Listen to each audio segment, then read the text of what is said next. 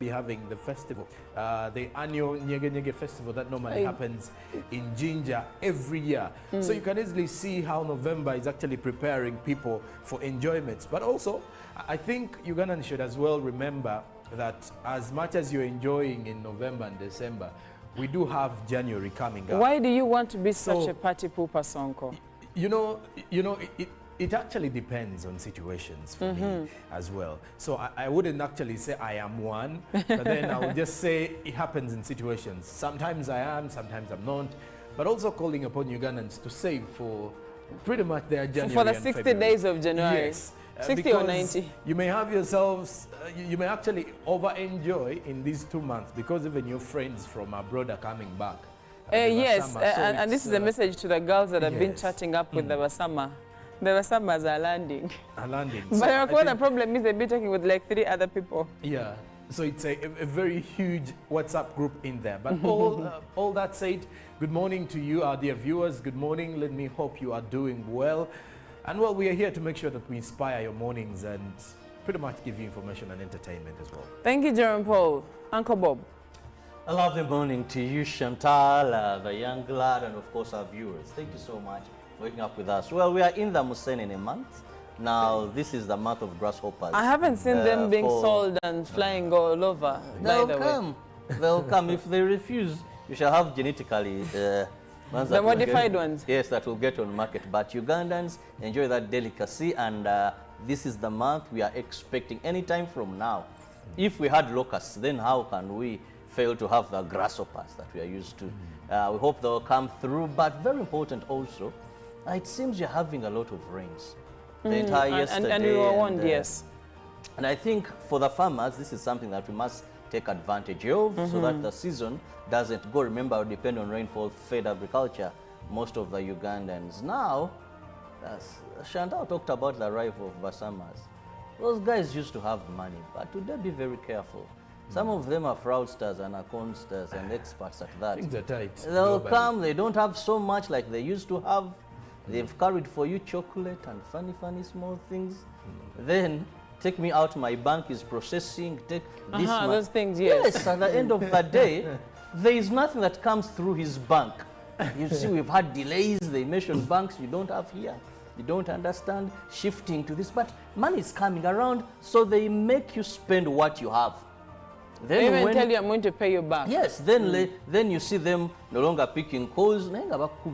So be very tactful. These Basamas have also become a problem of late, not an opportunity. And for the young ladies, well, these guys come simply for holiday to have fun. They have been talking to 3-4 of you. Don't think you're special. You just broke someone's heart out there, but maybe with the truth, yes, with the truth. Recently I was interacting with some young girl who was telling me how she's carrying a baby of a Nigerian who disappeared. And I was like, but how did you become so reckless and taken by moments like that? You don't get to judge, Robert, because you never know what happened in the heat of the moment. Sometimes. But away from that, a lot has happened during the course of this week. We saw the launching of the digital number plates, and very soon you will be required, if you already have a car, to make sure that you go and pay your. You're going to go and pay the 714,000, right? Chairable. 714,000. For you to be able to get this number plate. And if you're a new buyer. If you're a new buyer, you are paying 714,000. Actually, if you already started have with the government vehicles, I think. Yes. If you already have, you're going to be paying 150,000 for you to be able to exchange the one you have with the digital one. If you are a motorist, I'm talking about bikes and borders, you will be paying 50,000 to get the digital number plate. Those and so many other stories have been making rounds throughout the course of the week. But you also must check the logbook of your vehicle. You know, most of us Ugandans, you buy a car, you buy a motorcycle, and you don't do transfers. Now, for these new number plates, they're not going to give you a number plate for a car that is in a company name. The importer, you didn't do the transfer. So it is now time you go and transfer those logbooks to your name. Because here it's strictly security. You'll have your national ID. They want to know it's Chantal in this Subaru, this problem car. is a Subaru. Not anybody, not having Sonko and the person who is Chantal, then he wants this number plate. No, not this time around. Well, you've got it right there. And what story made it for you this week, Robert? Well, it's a bit crazy, though it speaks much to the politics of our country. There is this councillor in Wakiso district, Segawa, who chose to cane fellow councillors. He came with sticks. That sounds hilarious. That cattle keepers carry. Yes. Those long sticks. Now they were seated because you see, NUP has majority of councillors in this council, about 27, and the other positions of about 7 are shared by other parties. Now they were electing 3 positions, but he was disappointed and he called his colleagues traitors that NUP never got any of the 3 positions. So do you blame him for caning?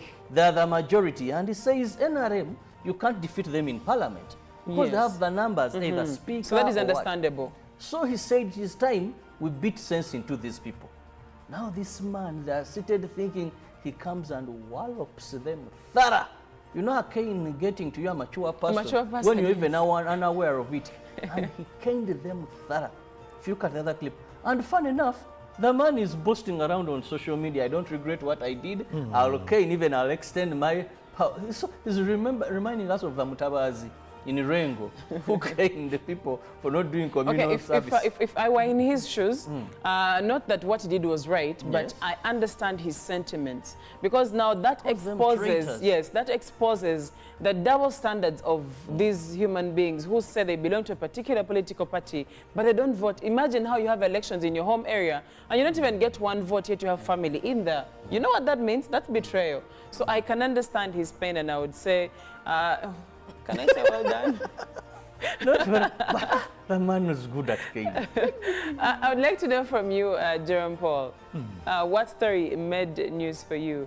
There are actually many, but I'll stick with one where yesterday the Federation of Uganda Football Association, that is FUFA, unveiling a new head coach for the Uganda Cranes as we prepare for the World Cup 2026 and the African Cup of Nations. And this new head coach, Paul Put from Belgium, has got one task. His first task is to ensure that Ugandans or Uganda Cranes gets into the World Cup in 2026.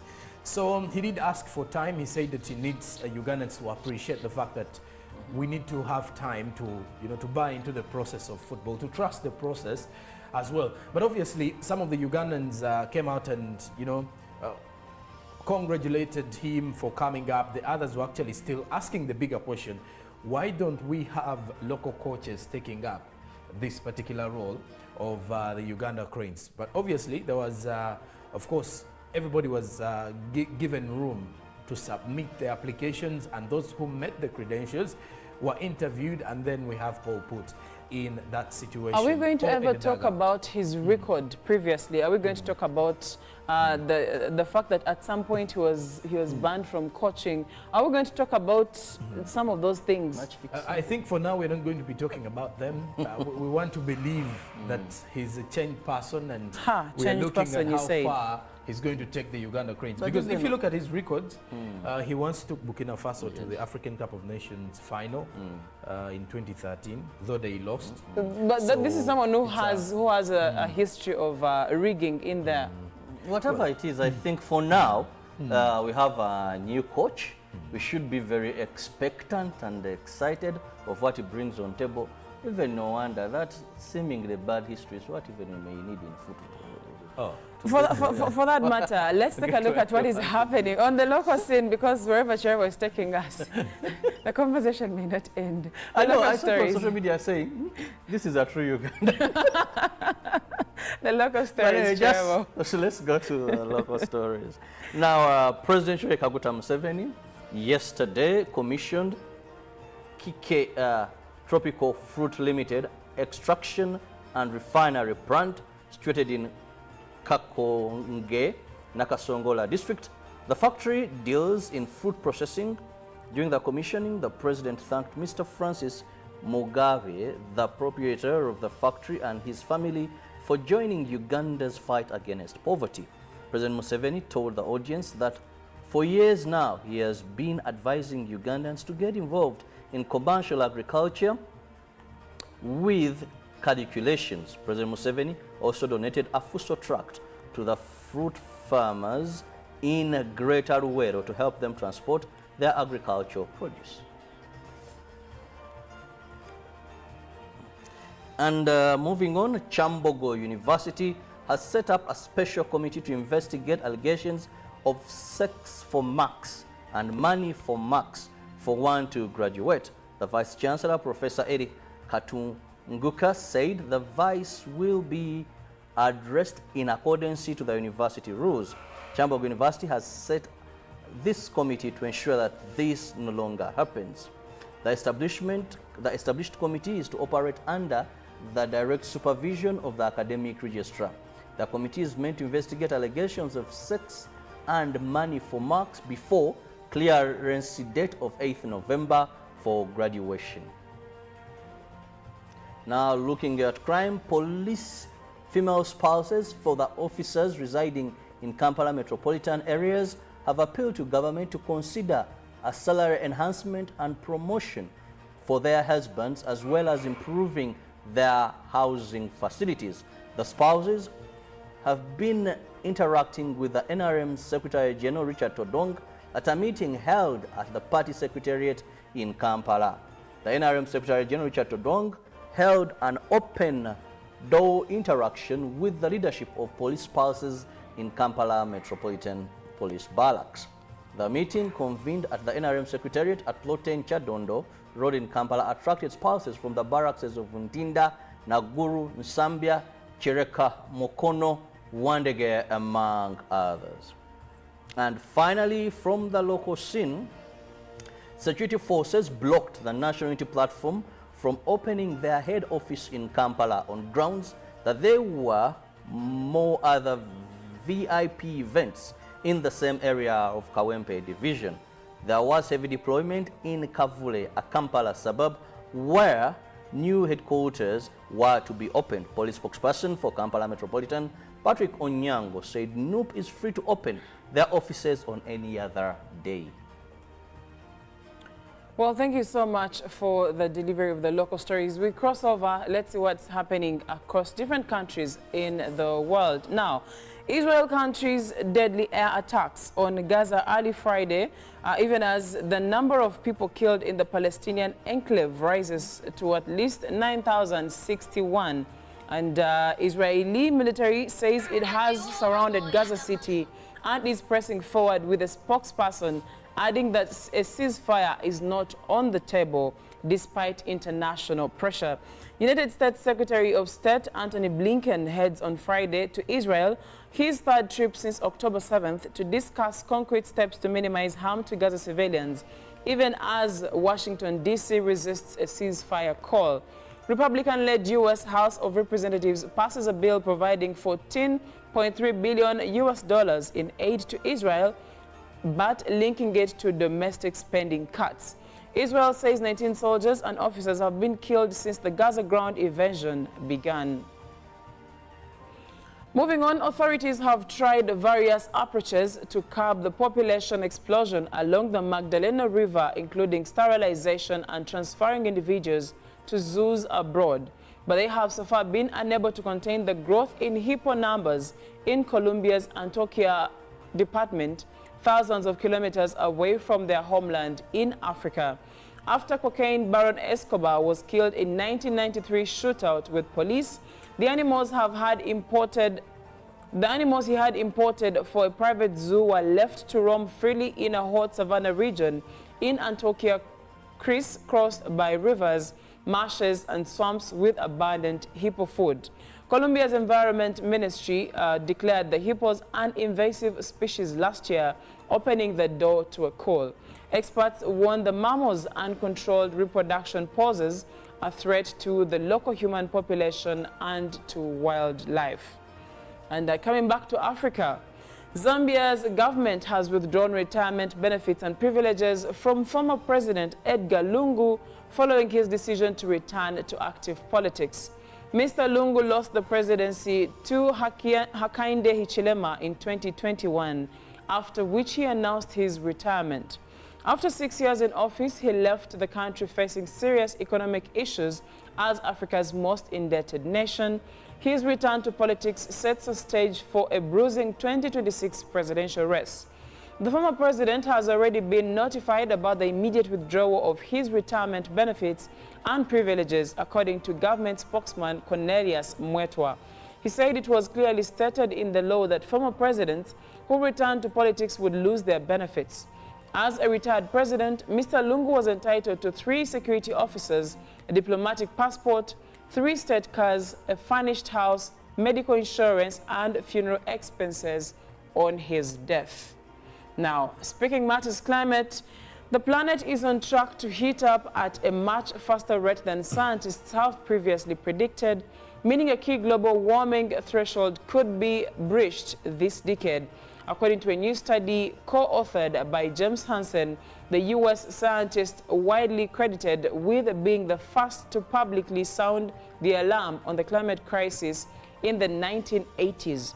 In the paper published on Thursday in the journal Oxford Open Climate Change, Hansen and more than a dozen other scientists used a combination of climate data, including data from polar ice cores and tree rings, climate models, and observational data to conclude that the Earth is much more sensitive to climate change than previously understood.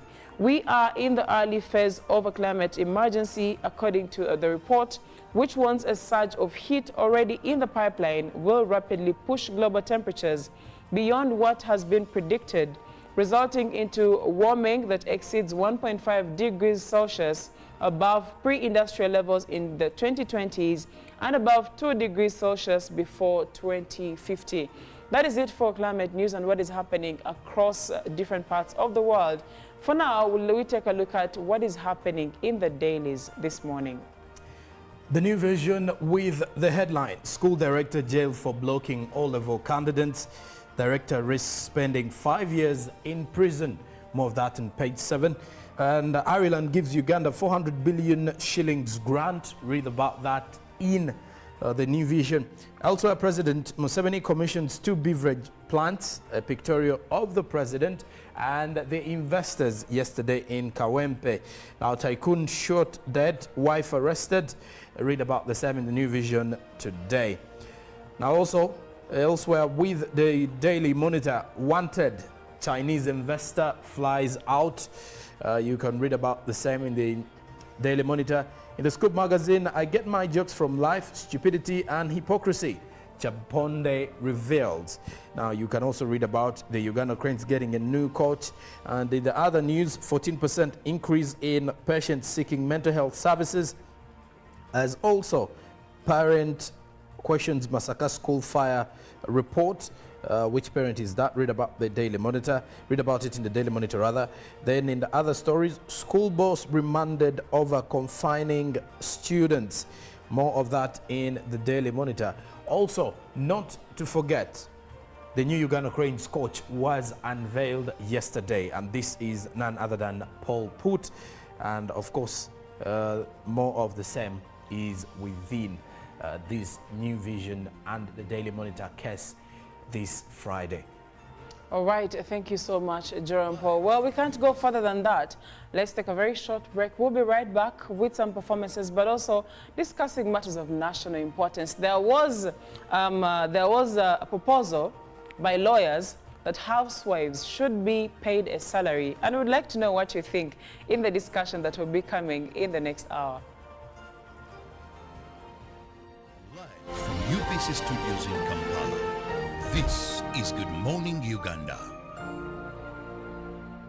Pick of the day on UBC. One-on-one with Michael Jordan Lukomwa. A weekly face-to-face conversation focusing on accountability, inspiration, information, and sensitization of the public from the various sources, such as inspirational profiles. Having disability is not inability. Every Friday, 9 p.m., it's one-on-one with Michael Jordan Lukomwa. Don't you see anywhere that you would give a credit in the fight against COVID?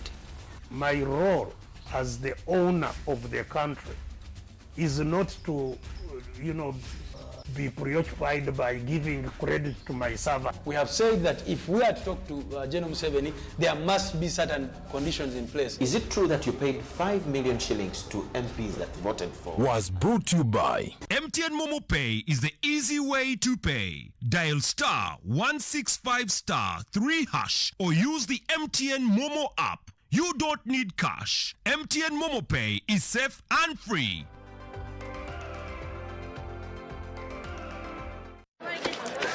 Junko. Yo.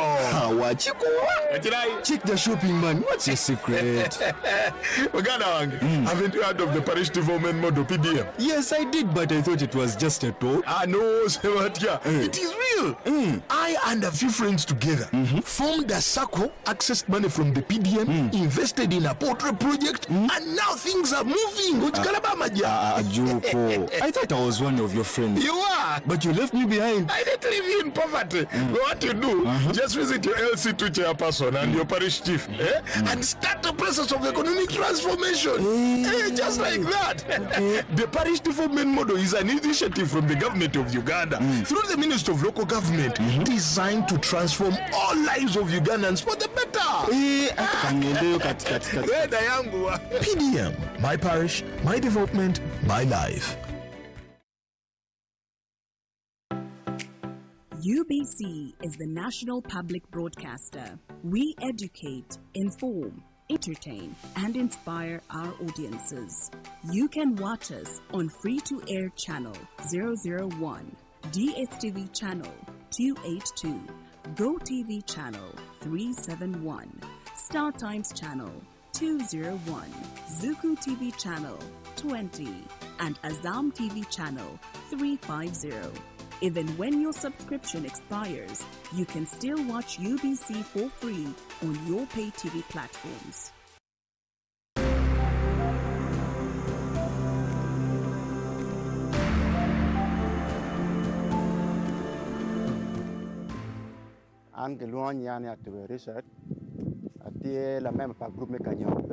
My name is Atube Richard, a member of a group called Kanyope, located in Bungatira sub-county. This group started in 2008, but the Prelnol project started supporting us in 2009. The project has offered us training on farming, and the training we got has helped us immensely. We used to farm in a traditional way, planting a variety of crops. But when the team from Prelnol approached us, they asked us to choose particular seeds to grow which can yield very well in our area. We chose groundnuts and rice, which we are growing. With this kind of farming, the project also taught us how to sell as a group after finding a market. The support from the project has been so good to us.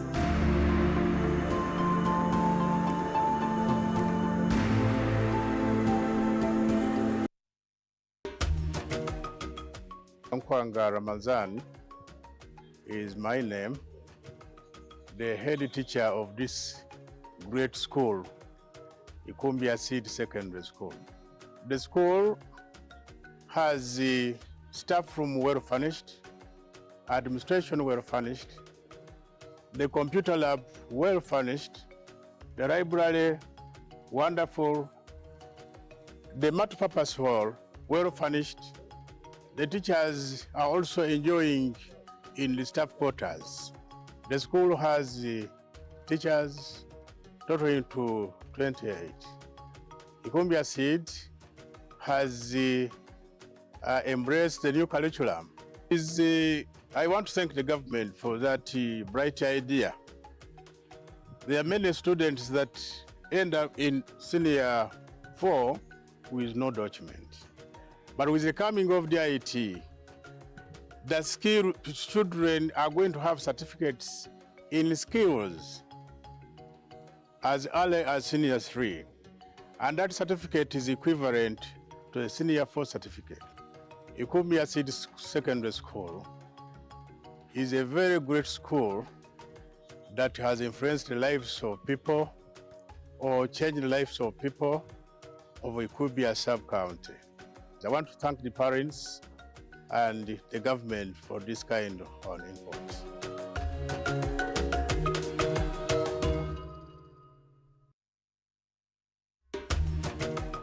Mukoke Fish Farmers Association tuli balunzi ba byananda ebyebika ebisatu. omuli Miracap, tilapia oba engege ni catfish tetwete male. Group eno twatandika twali abantu basatu nga tulingirira obwetaavu obw'ebyenanda oba obw'ivva n'okubona nti tufuna okasente akava mu maadi agali gatambula butambule nga gatubita ku wano ng'ekirabo. Twatandika ni fish pond ndala mu mwaka gw'e2018. Twebaza fisheries officer ni district ya Bugiri babanga batulagirira ku Sani Fish Farm ebwikwe inside day ndeyo twabanga tusobola okufuna kwetusaako obugege obwasooka era mu mwaka ogwali 2020 awo basobola okubanga batuwaayo ebyenanda emitwalo $40 okuva mu operation Werese Creation era okuba yongerezaako emmere yatuweebwa okuva Uganda Poultry Breeders. Twasobola okubanga tusoloza akasente akawerera obukayire nga 42. Twasobola okubanga tubuinvestinga oba okubona nti twongerezaako ku bimu ku bintu bye tukola gano. Twebaza gavumenti yaife okubanga buli saawa efaayo okubanga efe eri Abanayuganda.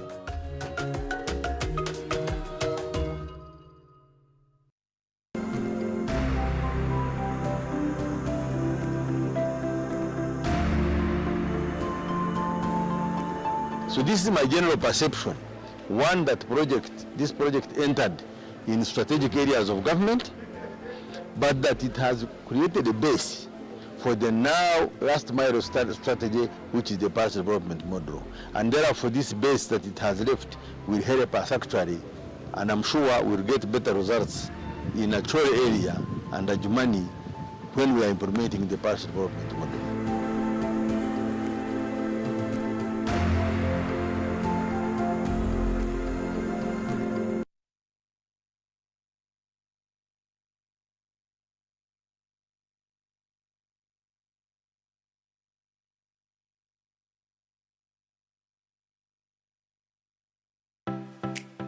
UBC is the national public broadcaster. We educate, inform, entertain, and inspire our audiences. You can watch us on free-to-air channel 001, DSTV channel 282, GoTV channel 371, Star Times channel 201, Zuku TV channel 20, and Azam TV channel 350. Even when your subscription expires, you can still watch UBC for free on your pay TV platforms. Live from UBC Studios in Kampala, this is Good Morning Uganda.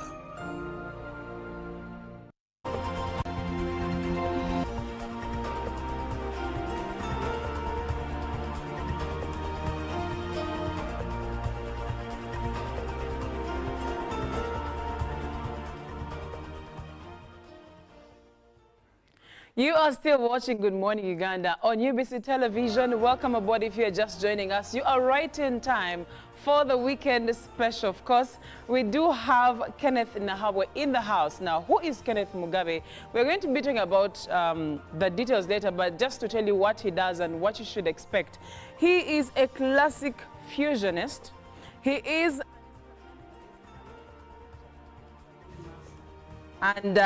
a composer, and I'm looking forward to what he's about to do for us this morning. But first, good morning. Good morning, how are you? I am very well. How are you feeling this morning? Very nice. I mean, living around the coldness this morning, I'm very fine. Okay, great. Yeah. Well, I can't wait to hear what you're going to do for us, so let me not take much of your time and let you do your thing. Okay.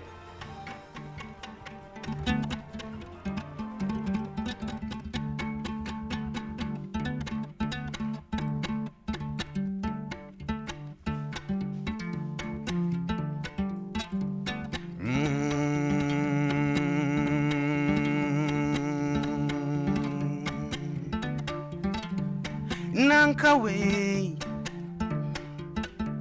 Nankawe, Nankawe.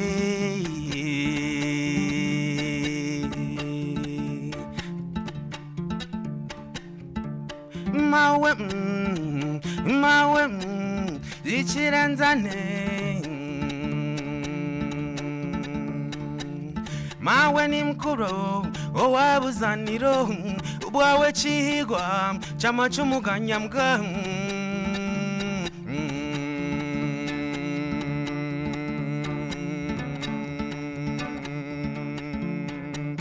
Ninye Kenneth nabwo mwene kajya bacisha wangambe neza wamaganya rutatina mparana rutayinza mitima nkiri batamukaga majingo nina yambye rutetari muhabura usonkika kikarera nkahumuriza nkagwejejera mawe ni mkuru owabuzaniro bwawe chihigwa chama chumuganyambwa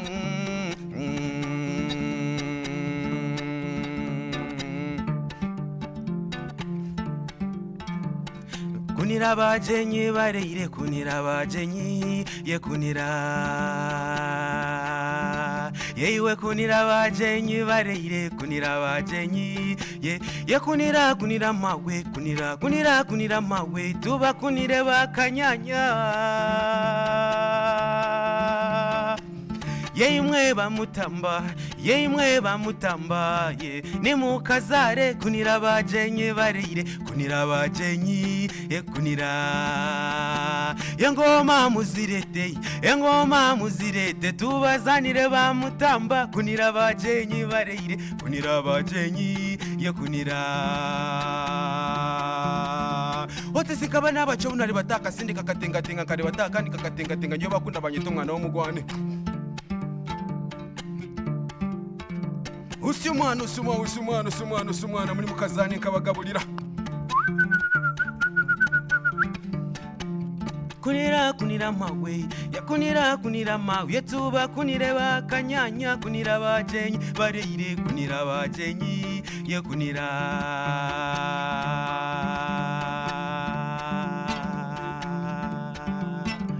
usi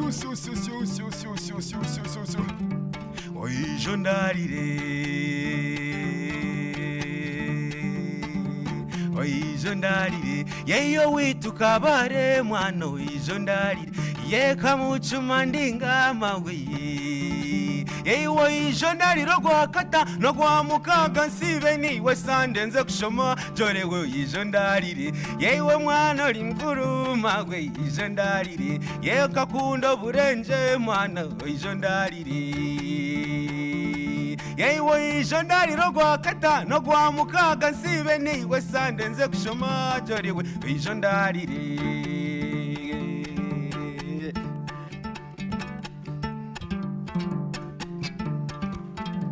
Usimwana jori mwana koe barawayo bera Oijondarire mwana oijondarire yoko witukabare mwana oijondarire yeka mucuma ndinga jorewe ijondarire yewe ijondarire gwakata no gwamukaga nsibe niwe sandenze kushoma jorewe ijondarire yewe nganda zahiga aiye enganda zahiga aye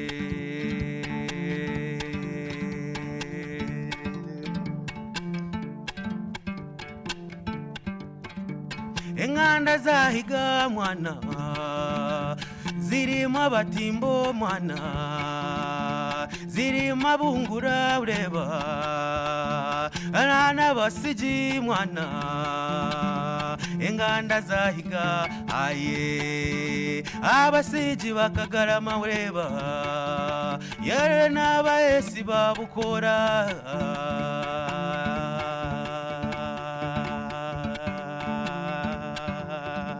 enganda zahiga aye yewe nganda zahiga aye nganda zahiga yewe nganda zahiga yewe nganda zahiga aye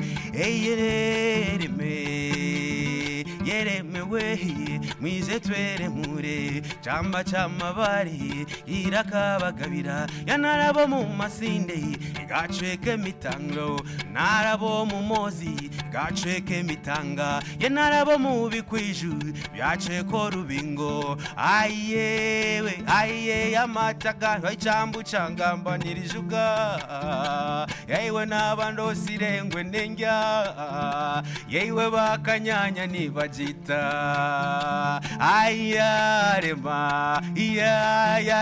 wehi mwize twere mure chamba chamabari jirakabagabira ya narabo mu masinde igaceke mitabiro narabo mu mozi igaceke mitanga ya narabo mu bikwiju ibyaceko rubingo ayewe ayaremire wabo cinde mondo we aye aho hati ninye Kenneth mwene wakajya bashisha wangambe neza utatina mparana.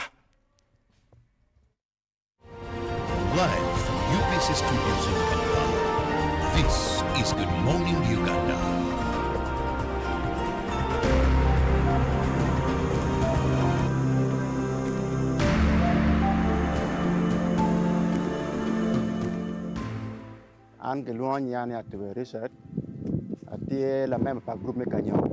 My name is Atube Richard, a member of a group called Kanyope, located in Bungatira sub-county.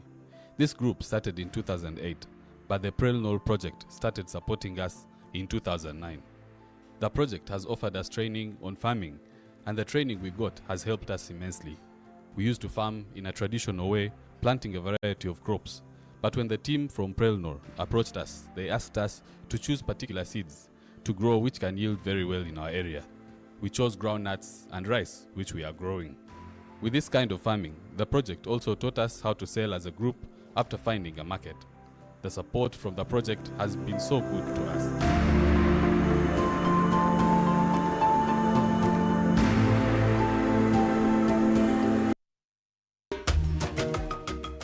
Nkwanga Ramazan is my name, the head teacher of this great school, Ikumbia Seed Secondary School. The school has the staff room well furnished, administration well furnished, the computer lab well furnished, the library wonderful, the multipurpose hall well furnished. The teachers are also enjoying in the staff quarters. The school has teachers totaling to 28. Ikumbia Seed has embraced the new curriculum. I want to thank the government for that bright idea. There are many students that end up in senior 4 with no document. But with the coming of the IT, the skill children are going to have certificates in skills as early as senior 3. And that certificate is equivalent to a senior 4 certificate. Ikumbia Seed Secondary School is a very great school that has influenced the lives of people or changed the lives of people of Ikumbia sub-county. I want to thank the parents and the government for this kind of input.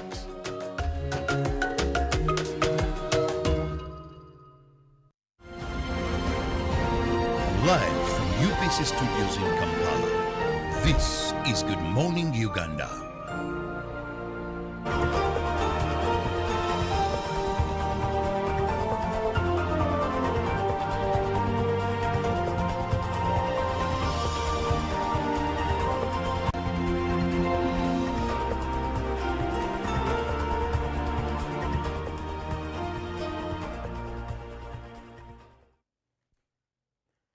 This is Good Morning Uganda indeed, and it is the Friday special, and we are here to discuss matters of national importance, but also make sure that we're actually into the weekend now.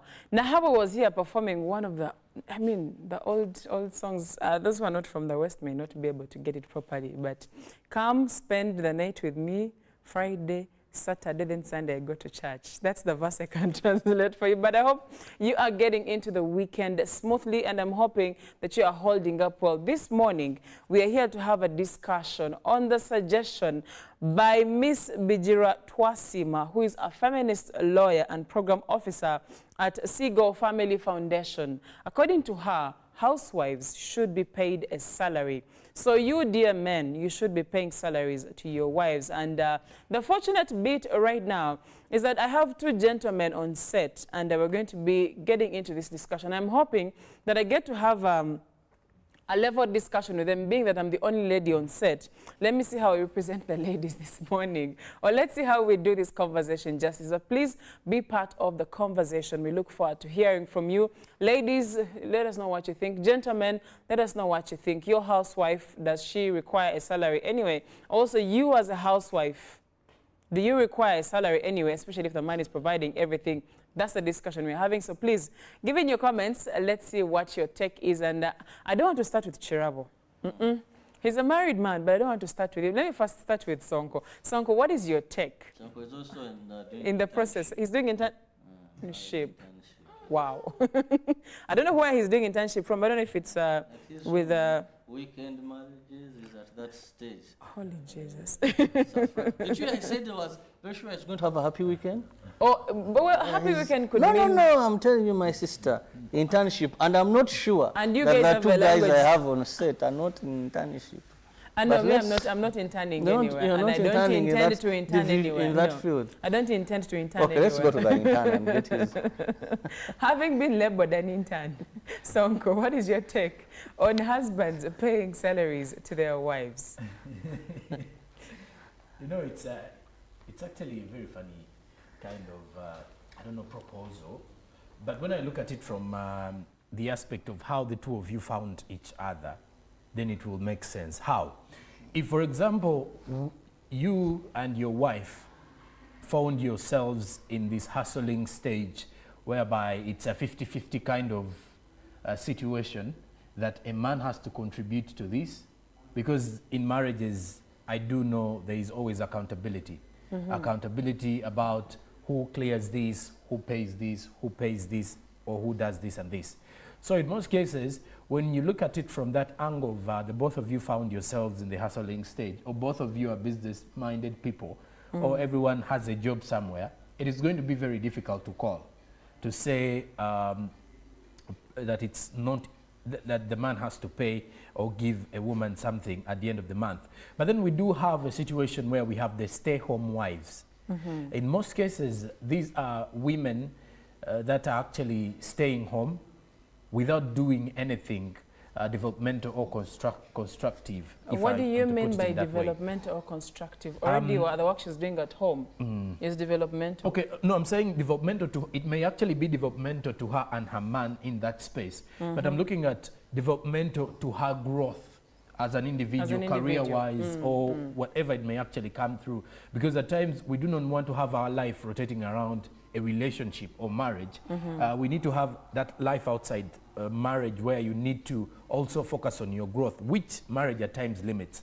So when you look at how this proposal is, I don't want to look at it as a salary per se, in regards to whether a wife is supposed to be given money. Let's say a housewife is supposed to be given a monthly salary. I think it should come in as a form of an allowance or a token of appreciation. That should not even be happening every month. Oh, you know. So you're saying it should be upon the discretion of the man to give this lady money? Yes, because if we say it is a salary whereby someone has to be paying their housewife, then you will definitely hear conversations where some men will say, but well, I paid bride price. I then organized the wedding, for example. So why am I supposed to be giving then I'm providing for the family. You know, I'm providing for the family. Then at the end of the day, you expect me to be putting you on a monthly salary. So these are some of the situations that actually have led to some relationships or marriages, you know, failing out because of this level of expectations that are being placed on. But I think the monthly issue should actually come in as a token of appreciation, not as much as a salary or a fixed amount. You can ideally, as a man, let's say at the end of the month, maybe you've got your paycheck and all that, or you've made some good money, and then you appreciate your wife and maybe say this 500,000, this 1 million, or 200,000, depending on your budget, should be yours to take care of yourself. And you know, this conversation started way back in 2008.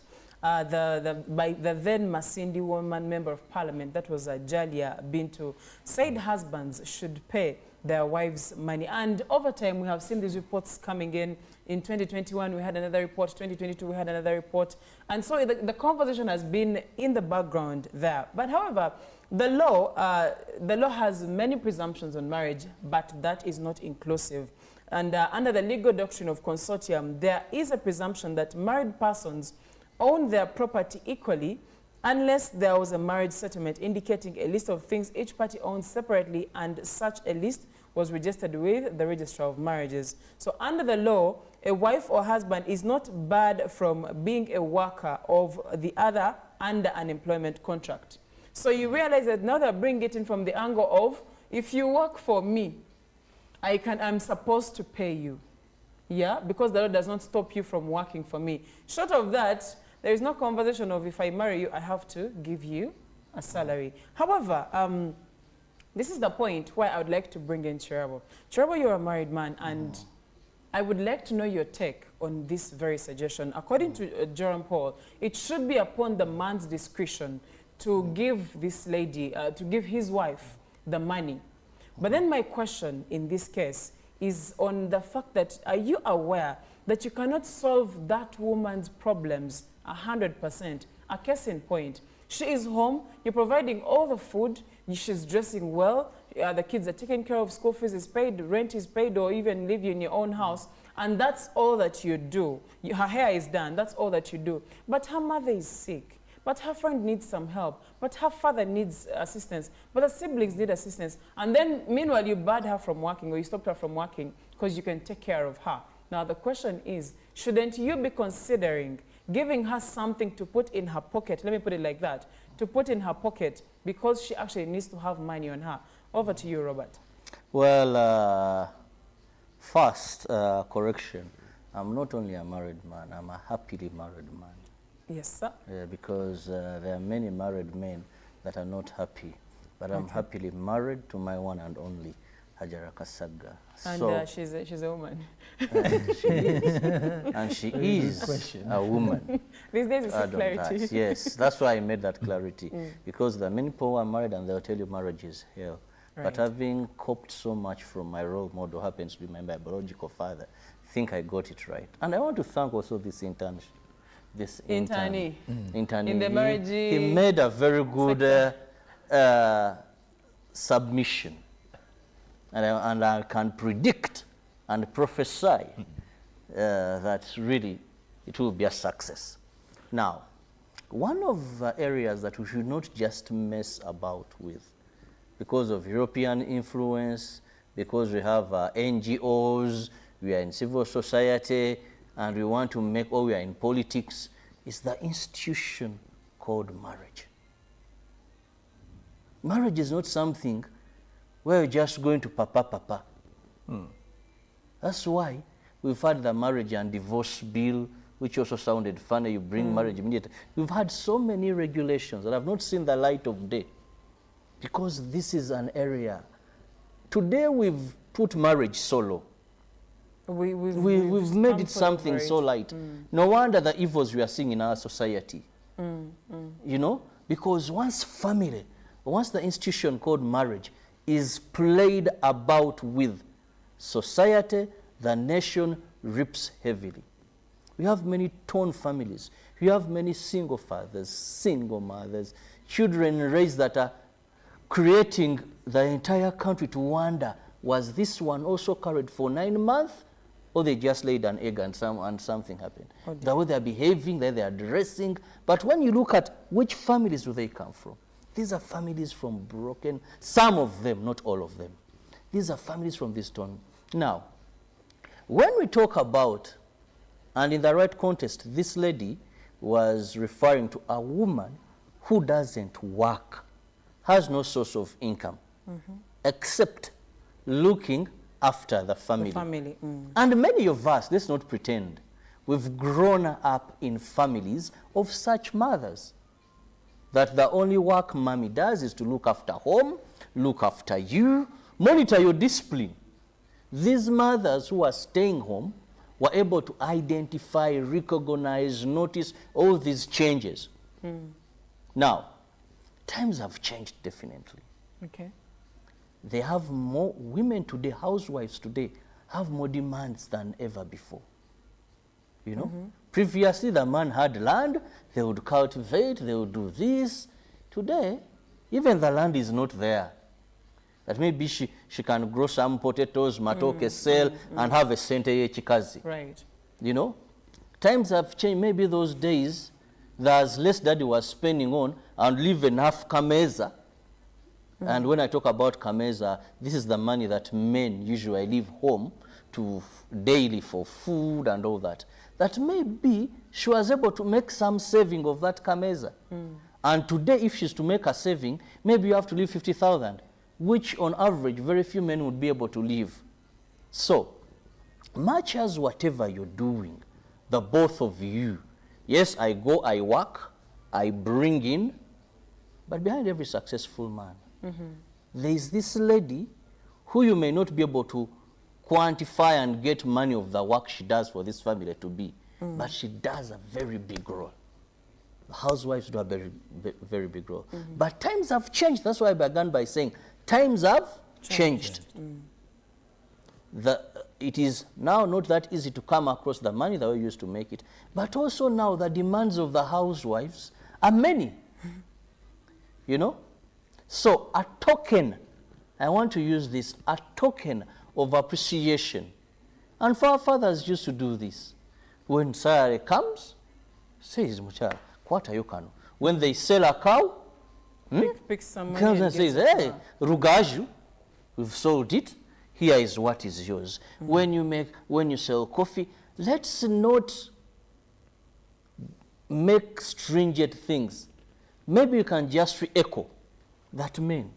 It should, if a housewife, if your partner is not earning, make it regular, you know.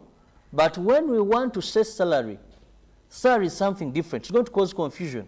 Right. If I find our home dirty, we don't want to make our wives be like housemaids. Right. Because you're going to be like, I pay you. Yes, why I pay you. Clean? I pay you. Why am I not eating on time? Right. Because if I pay you, it is Sunday, I'm home, it is 1, why am I not eating on time? Because I'm paying you. Why should I get home, then say, I think, man, let me go and wash the dishes?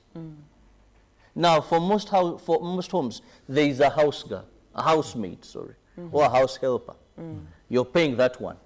Today, on average, for a lay family, it may go up to 100,000. Yes. Now, how are we going to gauge the salary that you're going to give your wife?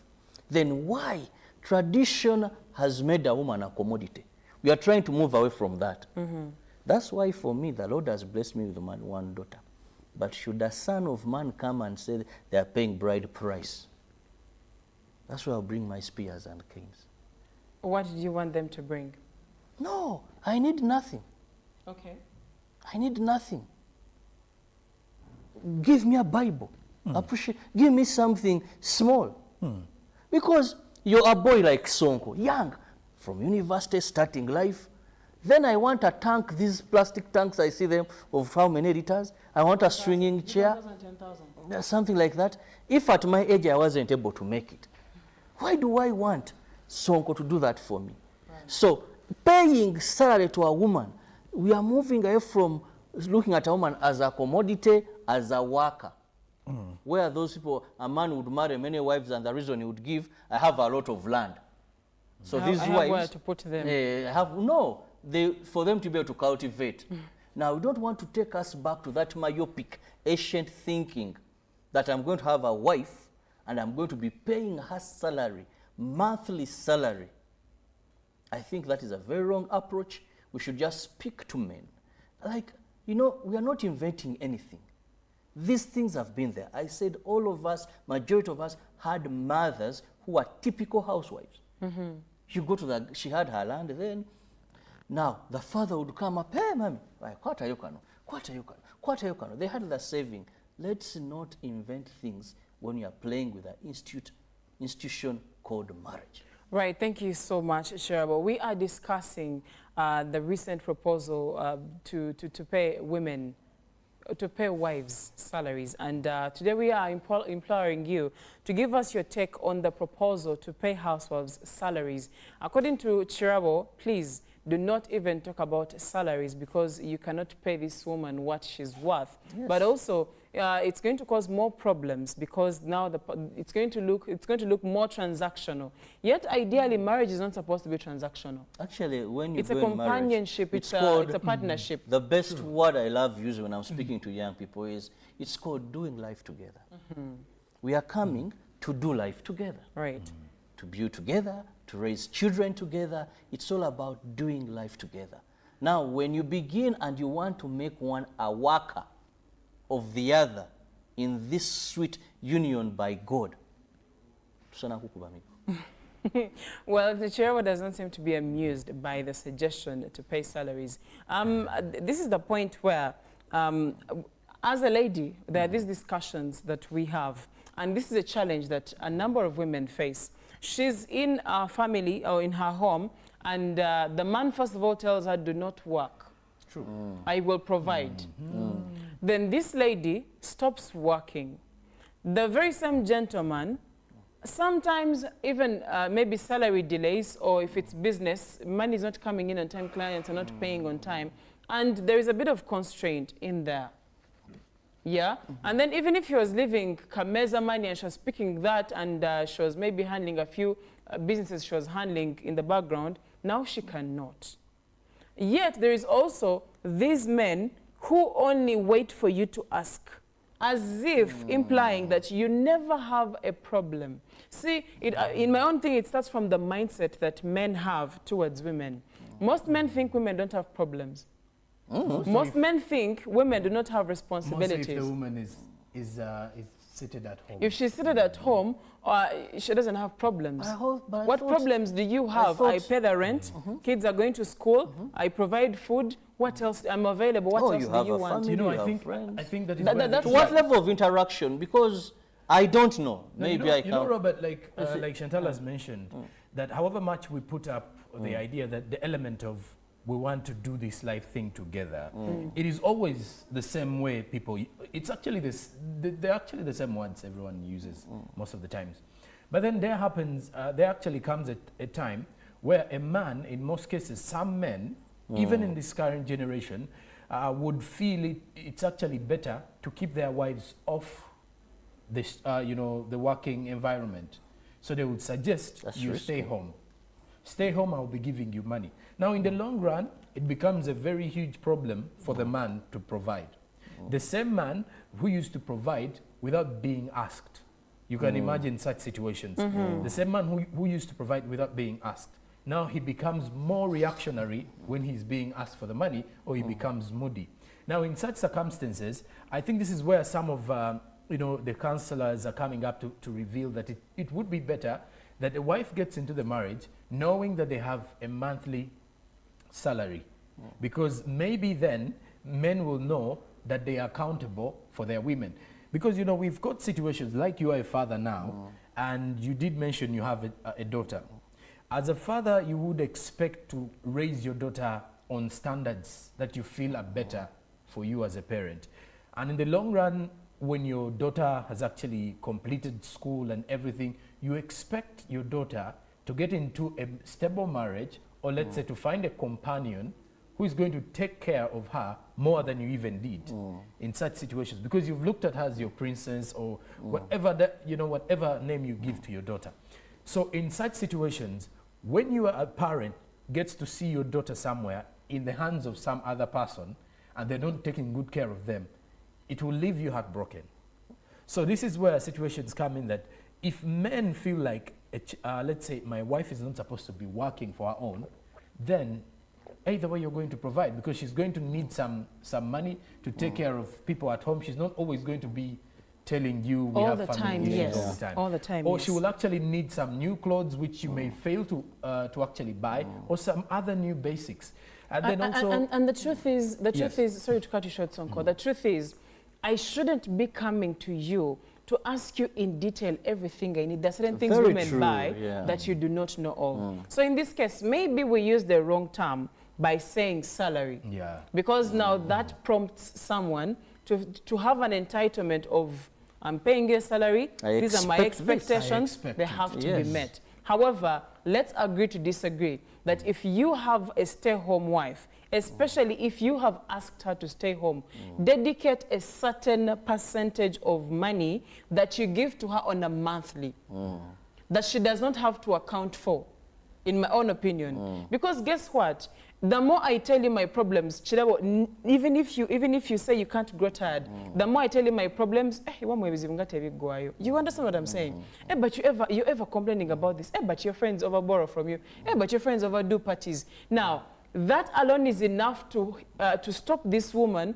Even your relationship starts to have gaps. Because she feels that she cannot even come and talk to you about anything. You then get she may resort to...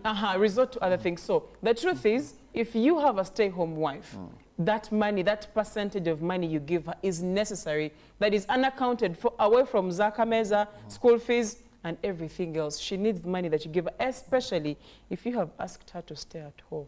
Now, one, the foundation of everything matters so much. For any young man out there, it is very advisable. If you find this young woman in employment, don't press that button. I just want to advise you. Don't stop her from working. Don't stop her from working. Find all Unless if ways. she wants to do it. Because one, I'm a father of a girl. If my daughter grew up and she's like a Chantel of today working on national TV, then she tells me that she's no longer working because of marriage. That would be a big blow to me. I won't be happy. My dad would call for a family meeting. Do not stop her. Find all ways. And the problem is these days, courtship is no longer so long. You know, people accidentally fall in love, accidentally end up cohabiting with no principles. You know, you meet in Nyege Nyege, you know, she's waggling, she's very beautiful. The next you take, and then that is the problem. The next thing she's pregnant, and the next thing you've moved in with her. Then you've moved in, then she tells you, me, I was working. Then you're like, I don't trust a woman working on TV. You meet so many people, you're celebrities. Then you begin that nonsense. But the foundation is very important. Then, another thing, I cannot advocate for a salary in marriage, but I advocate so much for appreciation. You know, because when you tell men salary... But what are you appreciating? Now, let me tell you one thing. If we front salary, even where I would have come in, but I pay you. I facilitate this home on what I'm paid. Help me understand. Because now, what you're doing is getting a very nice word for salary, calling it appreciation. It's more like saying embezzlement is not theft. My friend, it's just embezzlement is a better word for theft. Salary has like a month. Let's use a scale of a month. Yeah? And you see, those small things, if bride price becomes a problem in a marriage, where a man paid bride price and no longer shouting, I know of a man who struggled so much, took loans to marry, to have a wedding, and that became an issue of separation. So, when we talk about appreciating this lady, when you've made a deal, when you've gotten a salary, when money comes in, like example I gave before, you know, there's something you're doing at home, a token, regular giving. Women are very good savers, you know, if you can when you get salary, because even how will we dictate how much someone should have? Because am I going to come home and tell my beautiful Hajara that let's sit down, now maybe in case this is the light of day, now I have to be paying you. How much can I pay you a month? No, you understand why. So it becomes very complicated. You understand you understand why I'm even saying the word appreciation should not be used. Why? What are you appreciating her for? That's why I said... For being supportive. No, that's why I said it should be something, one, from the abundance of your heart, but also it should be in consideration of just the mere fact that she has, you know, most marriages, people do not appreciate individuality. Now, when you start to appreciate individuality, That's the point where you understand I stopped her from working. Or she had kids and then her health deteriorated. She couldn't work anymore. But she has personal needs. Yes. So just like I allocate money aside, I have to allocate money aside because I understand that she will need this money. It's out of empathy, it's out of love, not even appreciating her for anything. Because guess what? If she is cleaning the house, she's not staying in the house alone. You're not staying in the house alone. She's staying in it with you, so it's for the both of you. If she's taking care of the kids, it's for the benefit of both of you. The end of the day is for the sake of understanding that this is my person. She has an individual life and responsibilities to take care of, and she's unable to. This is why I'm allocating this amount of money. Now, how do we term that?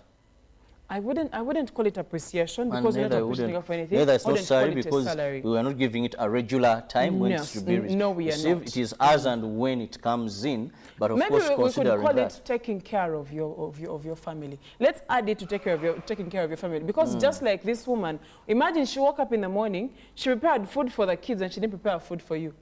Because I mean she's taking care of the kids, just like you would say, I mean, I'm paying school fees, what else do you want? You understand? So when we put it to that angle, she's adding you onto the people she knows that this is my responsibility. When I'm cooking food, my husband's food has to be there. I'm not doing it just for the sake of doing it. So there is that part of consideration. There is that part of empathy. I don't even think we should be giving it a term. It should be out of the abundance of someone's heart. I love the word you've used, out of abundance. But you know, again, it depends on also quite a number of things, one of which is how much does your person earn, in most cases, as a man. And the reason as to why, like you've mentioned, we should not tag it as a salary that someone needs. We should not stipulate it that someone needs to get the salary, because it would put a limitation to to people getting into the institution of marriage, however much, because you'll be people will expect you to be paying your wife to be in your home that you're actually catering for as well. It's wrong when you call it a payment. It's wrong. So calling it a payment is rather something that isn't good. But then the way I actually put it, it should be something that should come in as a way of appreciation. You're appreciating her for what? You know, you're appreciating your wife for taking so imagine I am working. Imagine I'm working, and then at the end of the day, I'm like, I need to allocate a certain percentage to my husband. I'm appreciating him. For what exactly? For him being into your life. No. You see, if I am going to do something for that man, I'm going to shop for him, I'm going to do these things for him, it's out of the abundance of my, it's because I love to take care of him. I love for him to be fine. I want his well-being to be taken care of as well. I understand that sometimes he will sacrifice and not buy a new shirt because he's paying school fees and all these things. So let me be the one that chips in on that end. Now, the same mentality, not appreciation for anything, not a payment for anything, but because you understand that that person, it's just out of love. It should be out of love and understanding that this person needs to be taken care of. Because like you said, we are doing life together. But I have very many comments. People have been buzzing the line here, and I would like to go through some of them. Joel in Mbiko says, not a bad move at all, because many are already doing it. But it should be done under special circumstances like stable income sources on the side of the husband, being in good terms with each other, and above all, there shouldn't be a penalty in case he fails, it might eventually ruin the family. Now you see, this is where now the point even of appreciation comes in, because it will be expected. The other part is not expected; it's out of love. I've not received my. Every month you give me what's happening. That's wrong. Then good morning UBC. Women activists can't rest. Me, I can surprise my wife whenever I have money, even support her where I can, but issue of salary, I say no, in caps. Yes. Okay, what if she was the one working and I'm jobless? Will she give me a salary for staying home? Well, a quick one on that one. Now men, let's also be realistic. Today we are having a certain breed of men. I don't know how they were raised, that they're the ones getting married. They're the housemen. So also, and the list is endless. There's even one who purports to be the chairman of those young men who get married. So who when you say who they marry, actually, it is very sad, very unfortunate, not African in any way, but that is where we are.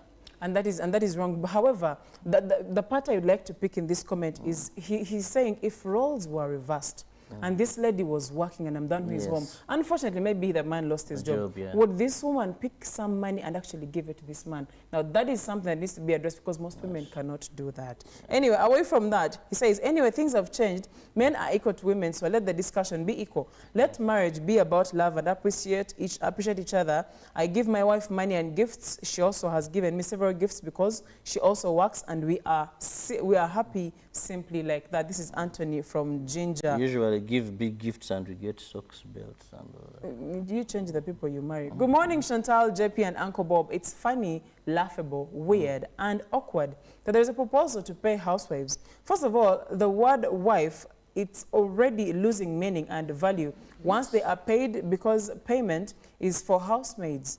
Secondly, a wife is taken as someone who shares parenting role with a husband because both own the children, but once I start paying you, then it's like you're doing our children a favor to look after them, but really, this is total betrayal. Even once I start paying you, it means I own you. So I might shift my eyes from seeing you as my companion to seeing you as my property I own. Sincerely speaking, men pay for all the necessary functions like kuchala, introduction, wedding, and anniversaries. My question is, aren't those enough to appreciate our ladies? We need justice. Speaking on behalf of fellow men, Cricket Derek Gagamel from Makindi Luwafu. This morning. Derek. Justice for the boy child. Then good morning, UBC team. Someone must be decampaigning against marriage. We can determine how much will be paid each housewife, really. Besides, it's easier for women to secure employment or projects than their male counterparts. That's not true. What will be the source of this salary for an unemployed man? Won't the women run to those who can afford the salary? Moreover, sometimes what we may look at being enough for salary is the exact amount the man gives another man gives his wife for buying shoes. Let's build a supportive system rather than a transactional unit. Bruno Ignatius, you've spoken well. Let's build supportive systems, not transactional systems. And the comments are quite many. Hi, thanks for the show. That's the worst proposal I've ever had, because the thing is to bring problems in homes. Or maybe the government should get a percentage to pay those women, because some men will be like, why should I go for the introduction, yet I'm going to be paying you. Let that be to men who understand that a woman needs an appreciation fee. Let's not call it an appreciation fee. Oluma Amos from Masindi, paying salary to housewives will mean no more providing for Kameza and sharing fees payment for children. Those who propose the payment for housewife, there is no woman. They are not women, they are pick and play and confusers. Me, I feel my mother-in-law and my people, they are my parents. So if both sides have problems, we join and support our family. Yeah? But me, I can stop my wife from working with options. For example, opening for her a business. But that issue of salary, you people forget it will not work in case the man stops working. Then what will be next? Too many comments that I have right here. Unfortunately, our time is fast spent. We're going to be getting into a very short break, but we have been discussing whether housewives should be given salaries. And we've agreed with the gentleman that let's not call it a salary. It's going to do more harm than good. We've agreed, Cherabo says, let it be appreciation. Same applies to Sonko, but me, I am saying, let it not be called appreciation, because what are you appreciating her for? Especially if you're going to make it regular. What are you appreciating her for? It should be understanding that you need to take care of your person, especially if you're the one who asked them to stay at home. Well, that is it for today's Real Discussion. Let's get into a very short break. We will be right back. Good Morning Uganda Friday Special continues with performances and also some entertainment recommendations. Later on, some sports. So please do stay with us. Live from UPC Studios in Kampala, this is Good Morning Uganda. Junko. Yo. Check the shopping, man. What's your secret? Haven't you heard of the parish development model PDM? Yes, I did, but I thought it was just a talk. No, it is real. deal. I and a few friends together formed a circle, accessed money from the PDM, invested in a poultry project, and now things are moving. Ajuko, I thought I was one of your friends. You are, but you left me behind. I didn't leave you in poverty. What you do, just visit your LC2 chairperson and your parish chief, and start the process of economic transformation. Just like that. The parish development model is an through the Ministry of Local Government, designed to transform all lives of Ugandans for the better. PDM, my parish, my development, my life.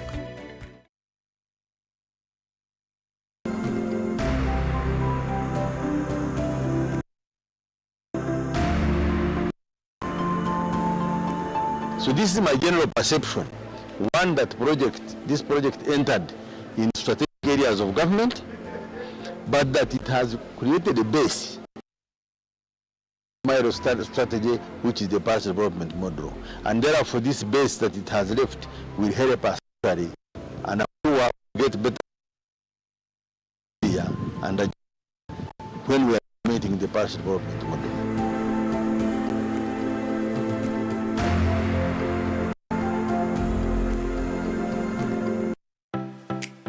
UBC is the national public broadcaster. We educate, inform, entertain, and inspire our audiences. You can watch us on free-to-air channel 001, DSTV channel 282, GoTV channel 371, Star Times channel 201, Zuku TV channel 20, and Azam TV channel 350.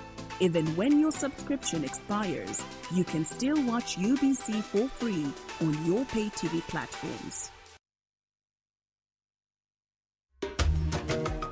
Mukoke Fish Farmers Association tuli balunzi ba byananda ebyebika ebisatu omuli Miracap, tilapia oba engege ni catfish twete male. Group eno twatandika twali abantu basatu nga tulingirira obwetaavu obwebyenanda obw'obwivwa n'okubona nti tufuna okasente akava mu maadi agali gatambula butambule nga gatubita ku wano ng'ekirabo. Twatandika ni fish pond ndala mu mwaka gw'e2018. Twebaza fisheries officer ni district ya Bugiri babanga batulagirira ku Sani Fish Farm ebwikwe inside day ndeyo twabanga tusobola okufuna kwetusaako obugege obwasooka era mu mwaka ogwali 2020 awo basobola okubanga batuwaayo ebyenanda emitwalo daali ena okuva mu operation were creation era okubeza kwe emmere yatuweebwa okuva Uganda Poultry Breeders. Twasobola okubanga tusoloza akasente akawerera obukayire nga 42.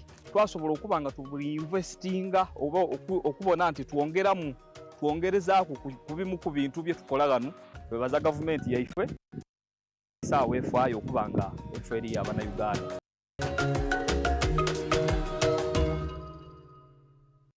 Pick of the day on UBC. One-on-one with Michael Jordan Lukomwa. A weekly face-to-face conversation focusing on accountability, inspiration, information, and sensitization of the public from the various sources, such as inspirational profiles. Having a disability is not inability. Every Friday 9 p.m., it's one-on-one with Michael Jordan Lukomwa. Don't you see anywhere that you would give a credit in the fight against COVID?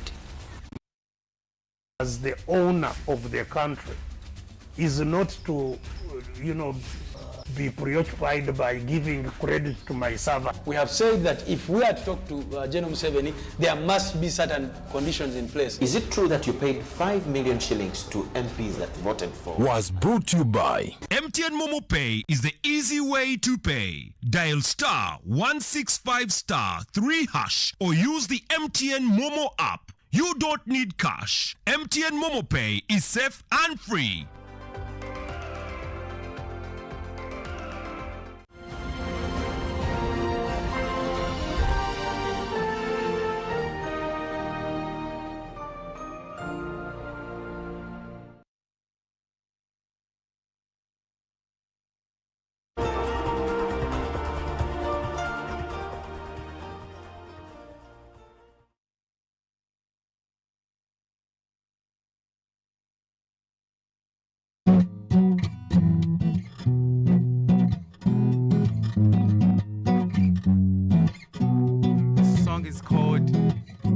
ija tugende, which means come, let's go.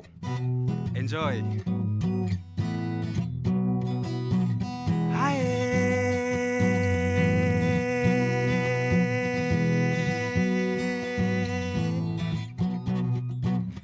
Yemwe bamutamba tujyo mugendo reba tigwangu hiro urimo butembo sibona amabare we konka Yesu natweta tumukuratire reba niwe muhanda mazima n'amagara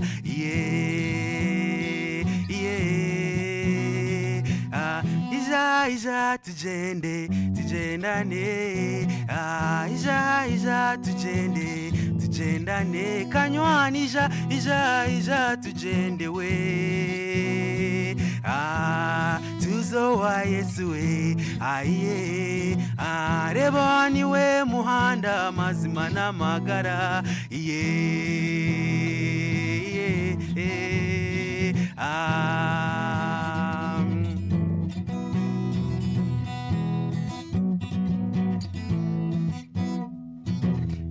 Yori kwetenga ni wabine efeza nezabu bijyo mu ngaro ze irira hihi akwakire ko mwana weyewe aye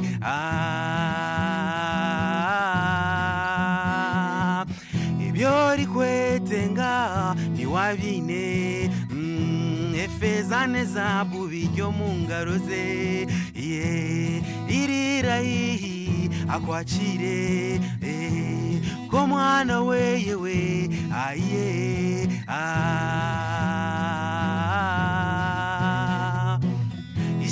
ija tugende tugendane kanywani ija tugende we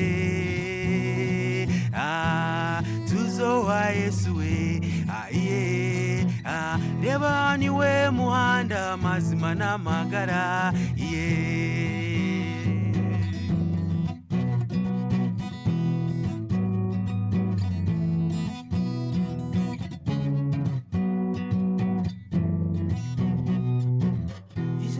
ija tugende tugendane kanywani ija tugende we tuzowa Yesu we aye reba niwe muhanda mazima n'amagara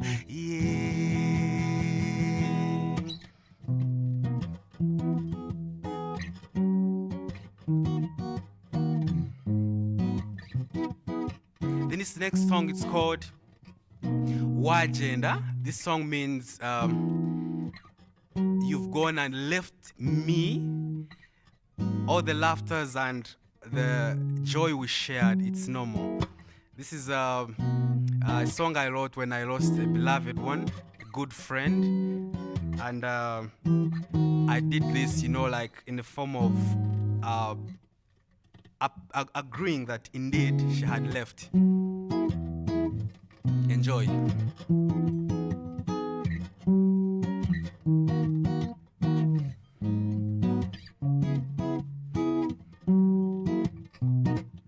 La la la la, la la la la la,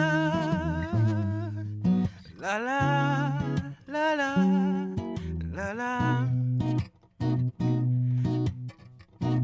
Wagenda wansigaho omwirima wanshweka rukundo yawe akamwenyo kawe byona byagenda amagara gawe kakabago muhendo okukunda kwawe kwabo ko mutano obuhabuzi bwawe bwanyegesa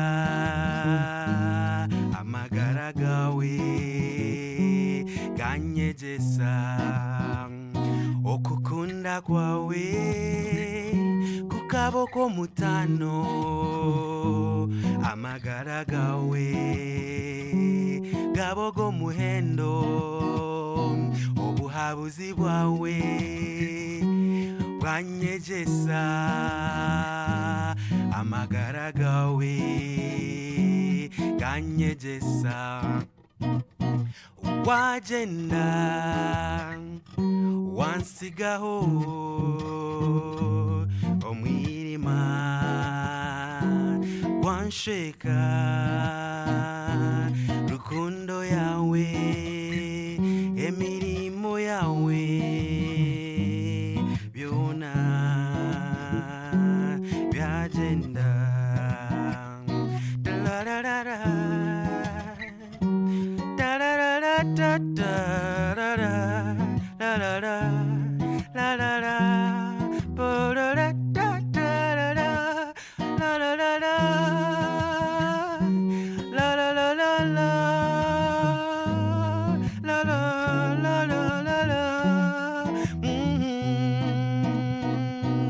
wagenda wansigaho omwirima wanshweka rukundo yawe emirimo yawe byona byagenda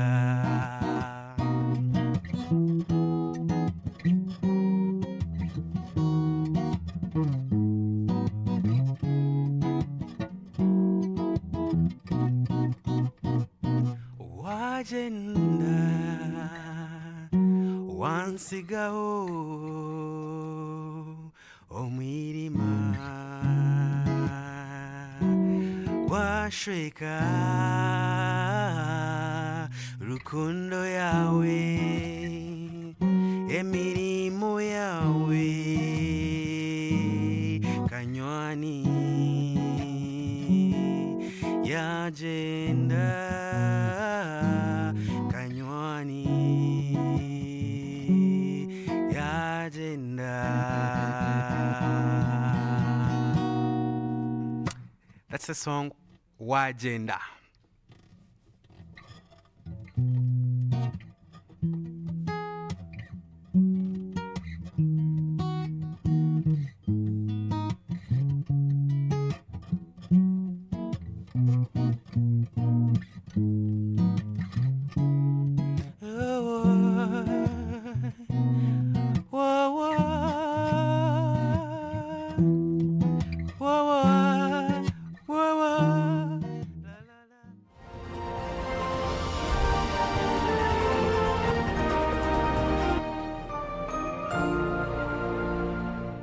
Of the day on UBC. One-on-one with Michael Jordan Lukomwa. A weekly face-to-face conversation focusing on accountability, inspiration, information, and sensitization of the public from the various sources such as inspirational profiles. Having disability is not inability. Every Friday 9 p.m. it's one Michael Jordan Lukomwa. Don't you see anywhere that you would give a credit in the fight against COVID?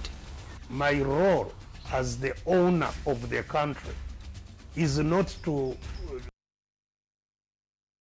by giving credit to my servant. We have said that if we are to talk to General Museveni, there must be certain conditions in place. Is it true that you paid 5 million shillings to MPs that voted for? Was brought to you by MTN Momo, the easy way to pay. Dial *165*3# or use the MTN Momo app.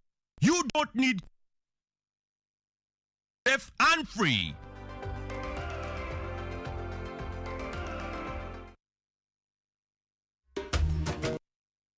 Fish Farmers Association tuli balunzi ba byananda ebyebika ebisi Miracap, tilapia, ni catfish twete male.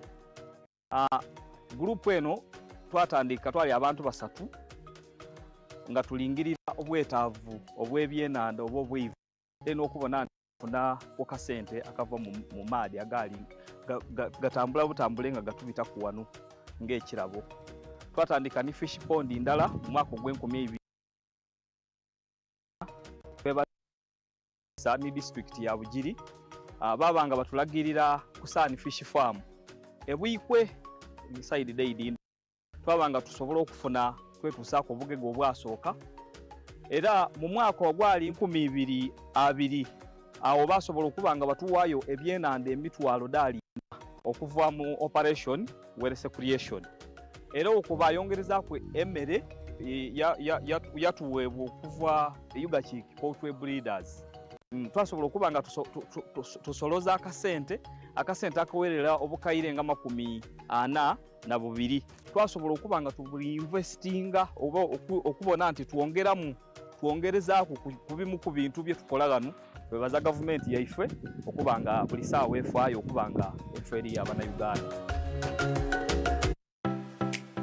UBC is the national public broadcaster. We educate, inform, entertain, and inspire our audiences.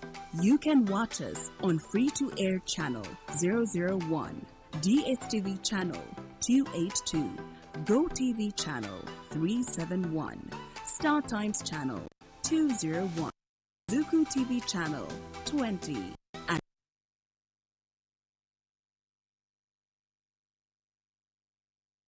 you can still watch UBC for free on your pay TV platforms.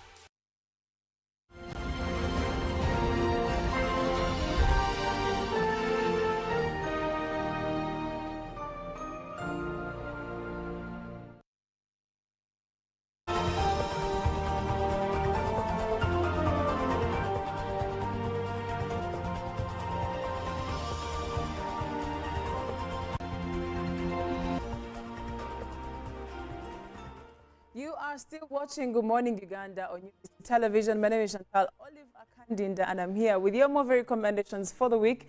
You who loves to catch up on some movies. Well, this is it for you. This very Friday morning, we are recommending Locked In. This is a 2023 psychological thriller film directed by Noah Wazi and written by Rowan Joff. It stars Finn Cole, Rose Williams, and Famke Jensen. It was released on the streaming service Netflix on the 1st of November 2023. This is very fresh. If you are someone that loves thrillers, then this is the movie for you. This plot summary may be a hook or written as if for a listings magazine. So please help improve it by ensuring that it covers the whole story. However, briefly and in what we call encyclopedic style. This is November 2023, and an unhappy newlywed Lina, also known as who plays Williams, finds herself battling with her mother-in-law, who is also her adopted mother, Jensen. Unhappy newlywed Lina is against her rich, cold-hearted mother-in-law, Catherine. An affair sets off a chain reaction that will result in a love triangle, a murder, and a plot to bring Lina down. Take a look at the trailer. Who'd have thought? Did you tend to... What really happened? Murder. The police say that she was knocked down by a driver. They're not sure. They said something about locked-in syndrome. If she's in there, I'll find her. And when Mum died, she became my legal guardian. Who'd have thought? Did you tend to lady of the man? Jamie. But Catherine thought I was a treacherous gold digger. She's here for herself. She's using us. What use are you to me? This is my house now. I've known Catherine all my life. When was the last time you had any fun? I would have done anything for her. I shouldn't have come. I don't want to hurt you. And I have to protect myself. Cat out of the bag, is it? I can't go on like this. I'll go mad. I suppose all I ever wanted was for her to love me.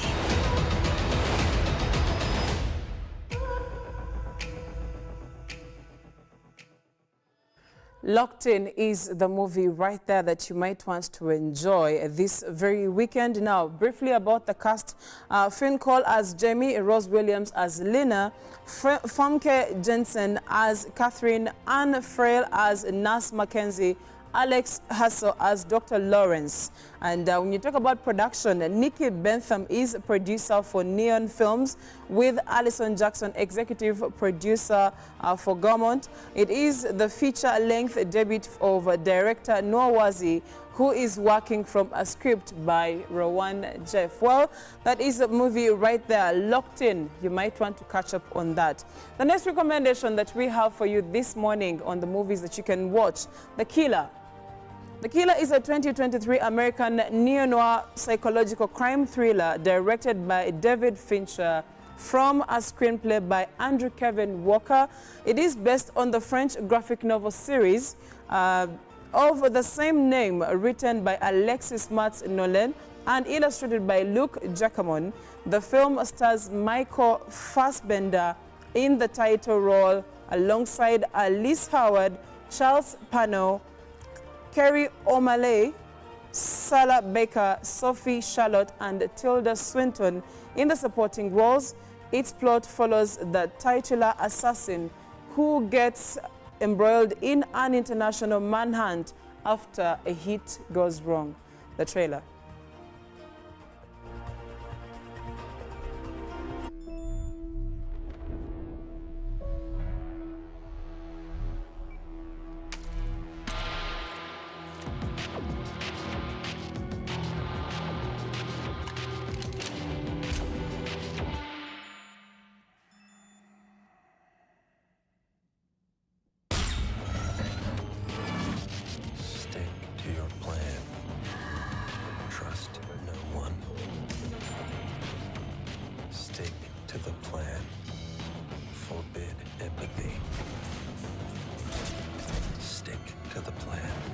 Anticipate, don't improvise.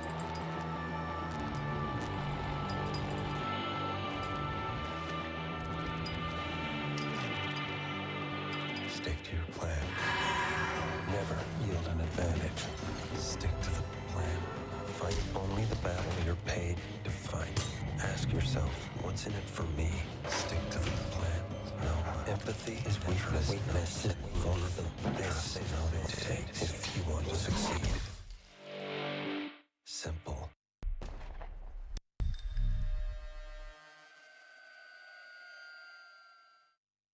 The Killer is the movie right there now. A mysterious killer, a skillful professional assassin, stakes out a Parisian hotel room. He prepares to kill an unnamed target who will check into the hotel room at an unspecified time with a sniper rifle. While waiting for the target, he practices yoga, eats and listens to the Smiths, but also talks on the phone with his handler, an attorney named Hodges. And the killer narrates about most of these activities, stressing the routine, even boring nature of his job, and about how his cynicism and lack of empathy benefits his job. The target eventually arrives at the company of what we call a dominatrix, and as the target watches the dominatrix from the couch, the killer takes aim and fires but misses his mark, accidentally shooting the dominatrix. Despite his meticulous methodical preparations, bodyguards spot the killer, and guess what? The rest is taken on, but also he gets to evade the police easily, and he attempts to contact Hodges but without success, and a lot unravels after that. I don't want to be a spoiler past that, but this is a story that you can follow up on, and well, The Killer is the movie right there. Now, the next recommendation is The Victim or Suspect, Victim/Suspect. Now, this is also a 2023 American documentary film directed and produced by Nancy Schwartzman, and it follows young women who are charged by police with making false rape accusations despite being truthful. It had its world premiere in 2023 Sundance Film Festival in January 23rd, and was released in a limited release on May 19th, 2023, prior to the streaming on Netflix. That is May 2023. Now, that is the trailer right there. To 1 year in. Was there a point, like, with the investigation where you felt like the police just, you knew they weren't believing you? And the detective told me he didn't hold you down, that's not rape. If you continue to lie to me, this is about to go south. I do not believe you. I do not believe you at all. It is a crime to file that false report. I was raped, and they told me I lied about it. I've been working on this story for 4 years. I managed to gather more than 160 cases where alleged victims of sexual assault were turned into suspects. Filing a false report is a Class A misdemeanor, punishable up to 1 year in jail. The women had pled guilty. There was sort of a knee-jerk sense, well, they pled guilty. No story here. When I spoke to them, they've maintained the assaults did happen. Was it wanted? Was it consensual? No. From the investigation, you're not being honest with me. With what I just told you? Yes. And I think you're one of those people that's taken away from my true victims. It's only in the details that you start seeing how a reporting victim becomes a suspect. They will turn to those interrogation tactics that are designed to elicit confessions from suspects. How can you tell me that I'm lying to you when there are no cameras? Getting the victim to retract their allegations is such an important strategy because they haven't actually investigated the sexual assault thoroughly. So the message that they send to all the sexual assault survivors in their community is that if the police don't believe you, they might prosecute you. Once your name is in the press, it's everywhere because you're no longer a sexual assault victim. You do not have that right to privacy anymore. These young women have no idea. There is an institution of people who allow it to happen. I was the one who said to her, "Lady, you need to go to the cops. You do everything that you're supposed to," and things like that happen, you know. Sometimes the justice system is not made for everybody.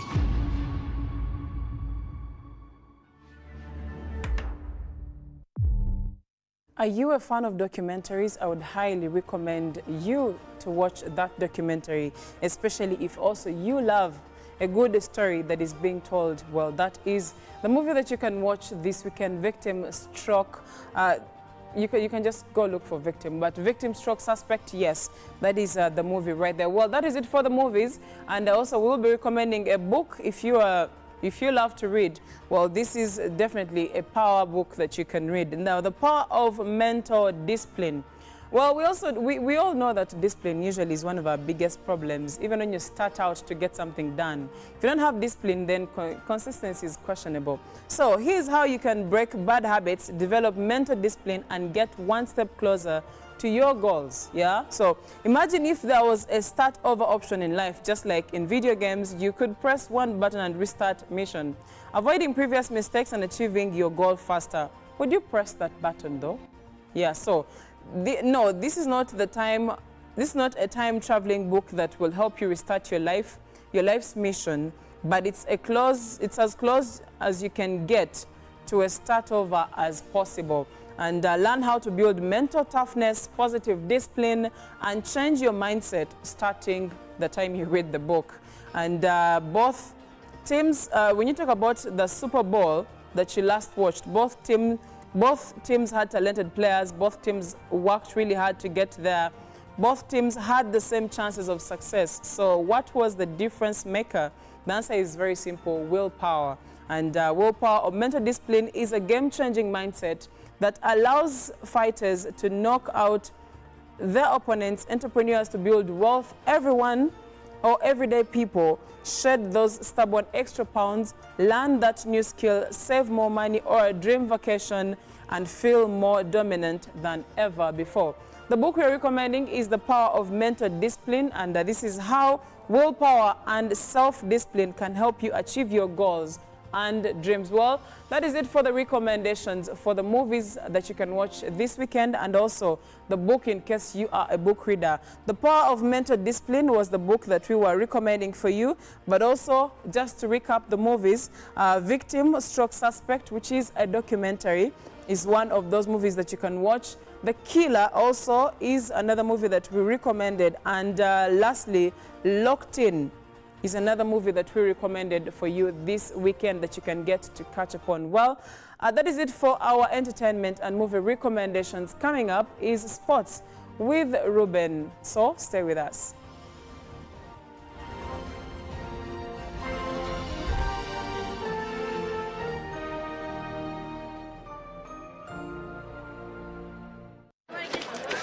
Junko. Yo. Wachiko. Check the shopping, man. What's your secret?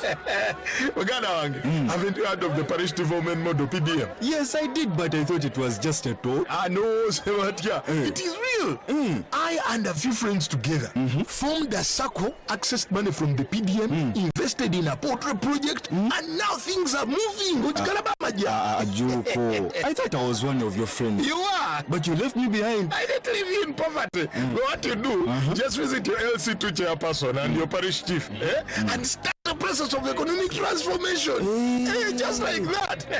The parish development model is an initiative from the government of Uganda through the Ministry of Local Government designed to transform all lives of Ugandans for the better.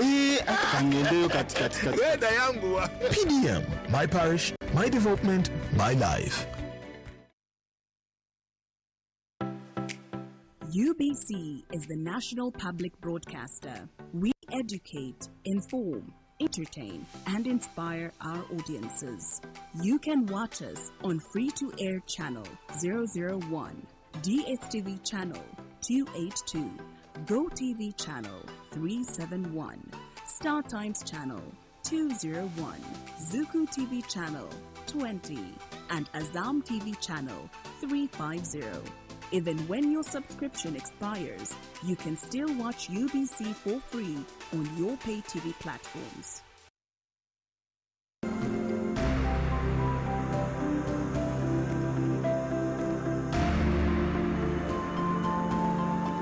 So this is my general perception.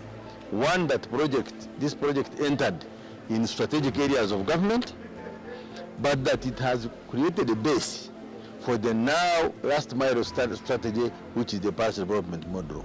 And therefore this base that it has left will help us actually, and I'm sure we'll get better results in a Chole area and Ajumani when we are implementing the parish development model.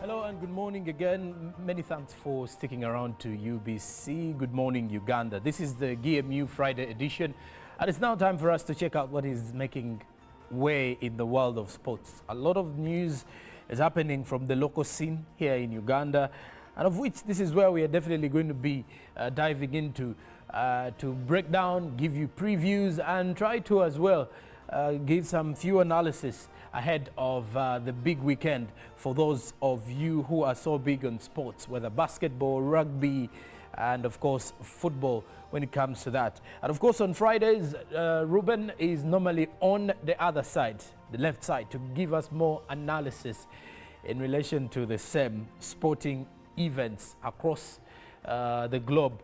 But of course we also look back at how the week has been, and as well look at the events that are coming up ahead of the new week. Good morning, Ruben, and good to have you again.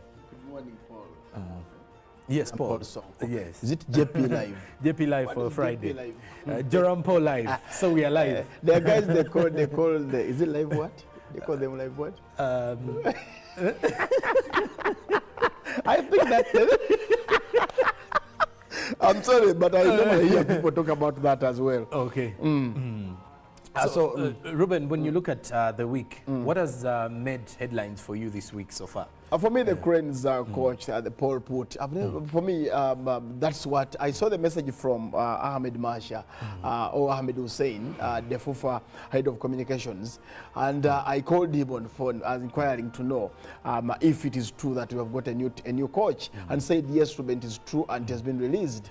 So I did say I did ask him. The question was, we thought it was going to be David Oboa or a Sam Simba or a Mike Mutevi. Why would you always go foreign? He said no. We are trying to work out that, but let's first have this coach to see if we can steady the ship. So that was the news that happened yesterday, and everywhere people are talking about the coach. The new coach, Ruben, by the look of things, he has a huge task of taking us to the World Cup. And we don't want to lose hope as of now. But obviously, some of the Ugandans are waiting to see 2026. So the Ugandans are waiting to see which type of football is he going to give us this time around, because we've realized we do not have a style of football ever since Sebastian Desabre left. Yes. We've been playing, I don't understand the kind of football we've been playing, really. I don't know if he's going to give us a new identity as a team. No, I'll tell you, Desabre was lucky that he actually, when Williamson left, I think it was either Lazaro Zaba or Williamson, who was replaced by Desabre. The team that Desabre found around we had talented players. I mean, from Khalid Awucho, Tony Maweje, to players like Jaja Warusimbi. We had Denson Yango in goal, who was a mainstay. Emma Okwi, we had Geoffrey Massa.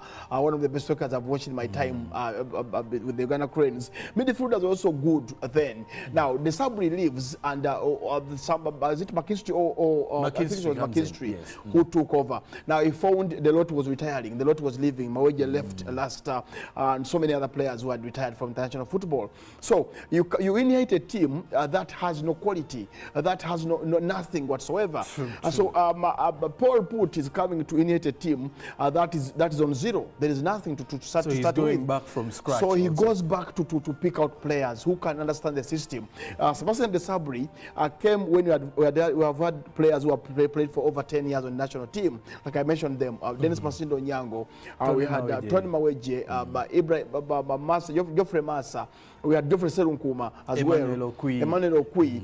Then the lot of the midfielders, Khalid Awucho, Hassan Wasamawanda, and Tony Maweje. So that was a team. That was one of the best things I've assembled in Uganda. A few Frank Kalandas here and yes, there. But then Yunus Sentamu somewhere. But now you come into a team as Paul Put, and there's a Milton Kalisa, there's Anana Nokelo, we have players like Reswa, who is now retired from football. So we need to give him time. If we want him to deliver, we need to give him time. And the style of play, I'll tell you, Paul Sonko, starts with the academies. What does your club teach the young boys, the under 10s, the under 15s? Nothing. We don't have a structure. So if clubs, like I want to thank Magogo, Honorable Magogo, he has tried to talk to the clubs to make sure that there's a structure. We must have underage players so that our system is actually inherited by them. You can't have a style of play without having a youth system. You can't have that. And I believe so as well, because we really need to see where we are heading, but of course we have to look back at what we do. So Ruben, who is going to be the assistant coach to the new coach for the viewers? Sam Simba. News coming in that actually Sam Simba was appointed to be the deputy coach or the assistant coach. So we are waiting to see if they can really work together. I remember sending a colleague of a friend of Simba, that is Angel. I actually told him that Mugude Mubintu because she's so close to Sam Simba. Because of I know. But Simba is a good coach, if you ask me. Only that international football or national team football involves their politics involved there. Simba is a KCCA fan. He would love to have the KCCA players in the team. He won't appoint players on merit. He would just appoint on love and say, let's say Ruben is at KCCA. Simba would want that player to be on the team. So, but Paul Put will look at how good you are to have in the national team. So the reason why we can't go for the local coaches is they involve politics in the game. just imagine appointing Ruben, who has a soft heart for Express. He's going to call every Express player to come and play for the national team. True. So we need, unless they become professional enough to know that as Jerome Paul Sonko can only feature the national team because he's good. Because he's good. Yes. True. Ruben, besides that, we do have a weekend filled up with some sports activities. Speaking of which, even football itself. What should the Ugandans look out for, especially those who are highly interested in watching local games here in the country? Now, of course, under 15s are starting on the 4th of November, at 16th of November in Njeru. And of course, the teams that will be playing, we have Ethiopia will take on South Sudan. Those are the under 15s. Then we'll have, as you see on your screen, we'll have Uganda against Djibouti. Djibouti is a whipping boys. They never have a good team. Then Zanzibar will take on Rwanda, and Tanzania will take on Somalia. That will be the match day 1. Then match day 2, from 6th November, we'll have Djibouti against Ethiopia. Then South Sudan will take on Uganda. Somalia will take on Zambia, and Rwanda will take on Tanzania. Then match day 3. That will be 9th of November. Djibouti will take on South Sudan, Uganda against Ethiopia, Somalia will take on Rwanda, and Tanzania will take on Zanzibar. Then, of course, on what's called the match day 4 will be semi-finals, where we'll be waiting to see who has qualified for the semi-finals. And, of course, the finals will be on the 3rd, actually on the 15th of November. That will be the finals for the under 15s. Okay. That is actually the tournament is a CAF under 15 boys championships. Okay, and I think for the Ugandans out there, especially those in Jero, will be so much. We will definitely be needing your support to support the young lads there who will be representing the country. Of course, in the groups, by the under 15 CAF boys, Group A has Uganda, Ethiopia, Djibouti, and South Sudan. Then Group B has Tanzania, Zanzibar, Somalia, and Rwanda. Oh. Yeah. Okay. And Ruben, as we head out of the country, looking back at last weekend, we had the Victoria Cup rugby, and I've seen most of the Ugandans really flogged the Kings Park Arena, that is in Weyogerere. I was following some of those discussions online where most of the Ugandans really showed up in huge numbers. Yeah. I think it is something that is also needed in our football. True. I did go down to the King Park Arena in Weyogerere to catch the games. I think I reached there around, it was a bit raining, drizzling. It was around 3:30, 3:15 when actually I had to meet up with a guy called Musa, who loves rugby. I first saw Musa, I think it was 1997, when Hannah played in Young College. He was playing for Hannah at the time, and he was a good player. So meeting him at the King Park Arena in Weyogerere, I was so impressed to see him, and they had come to watch the team. But of course, the fans turned up in numbers. And for me, like I normally say, it's here, Sonko, the shirt dresses nobody graced the occasion. I saw beautiful ladies in shirt dresses, and I was like, where's JP Live? I will be having a good time. Ruben, let's get to NBA. Let's pick some basketball right now. What should the fans of NBA look out for this coming weekend? This morning we had the games played. Of course, the 76ers, who have a big man in Joel Embiid, did beat the Raptors. That was 114 to 99. Okay. Then the Pelicans did beat the Pistons. That was 125 to 116. We also had the Jazz losing to the Orlando Magic. That was 115 to 113. And of course, the Suns did lose the Spurs. That was 132 to 121. Then tomorrow morning, as many of you wake up, there will be a couple of games that will be played in NBA tomorrow morning. At as early as 2:30 a.m., the Bucks will take on the Knicks. That game will be at the FISA Forum at 2:30 a.m. Then, of course, at 3 a.m., that's at the United Center. The Bulls will take on the Nets, the Brooklyn Nets. That will be at 3 a.m. At 3 as well, the Heat will take on the Wizards at the Kaseya Center. Okay. You can also catch that game. Then the Nuggets will also, at 5, will take on the Mavericks. That game will be at the Ball Arena. The Thunder will also be in action against the Warriors. That game will be at the Paycom Center. Those who love NBA, you can catch those games. Then as well, the Blazers will be taking on the Grizzlies, and that game will be at the Moda Center. And lastly, the 76ers will take on the Suns. That game will be at the Wells Fargo Center. That's NBA for you. Yeah. Now, Ruben, let's also look at the European leagues. Yeah. There's plenty of good action that is going to take place. That is the Italian Serie A. We have La Liga. We also have the English Premier League. And one of the most exciting matches I've seen here is Atalanta up against Inter Milan tomorrow on Saturday. Yeah. It will be a very good match. Yeah, I agree. I agree with you. Only that Atlanta has gone off a boil a bit. They're not the team that they once were last season, with Zapata being the man leading that line. Okay. So as you go into this game, Inter Milan seems to be the team in shape. They have better players. Lautaro Martinez is actually playing well. They have Mkhitaryan, the man who left Arsenal and United. I wonder how he even picked up his form after leaving the Premier League. You know, it can be complicated. Sometimes you can fail to find your feet in England, but you can play anyway and be better. So Inter, for me, they have so a lot of players who are good, from Di Marco to Barrera, to players like I said, Mkhitaryan.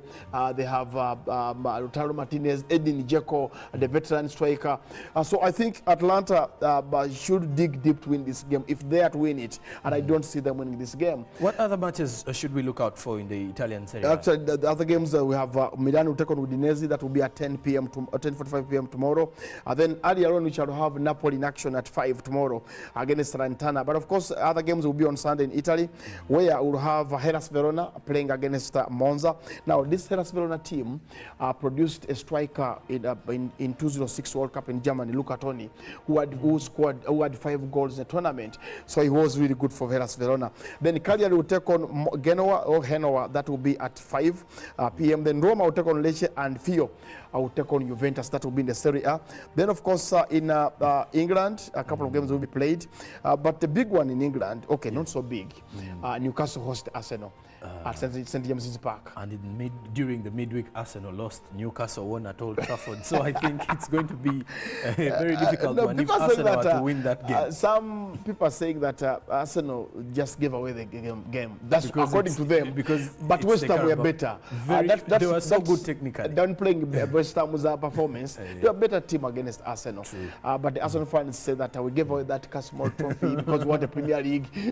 The last time Arsenal fans revealed that last season, things didn't go well. Yeah. Concentrating on one league when you still have others you can battle for is never a good idea, especially when Manchester City is still in this league. I know. What other matches? Other games are tomorrow. Our kickoff is actually 3:30 tomorrow. Fulham take on United at Craven Cottage.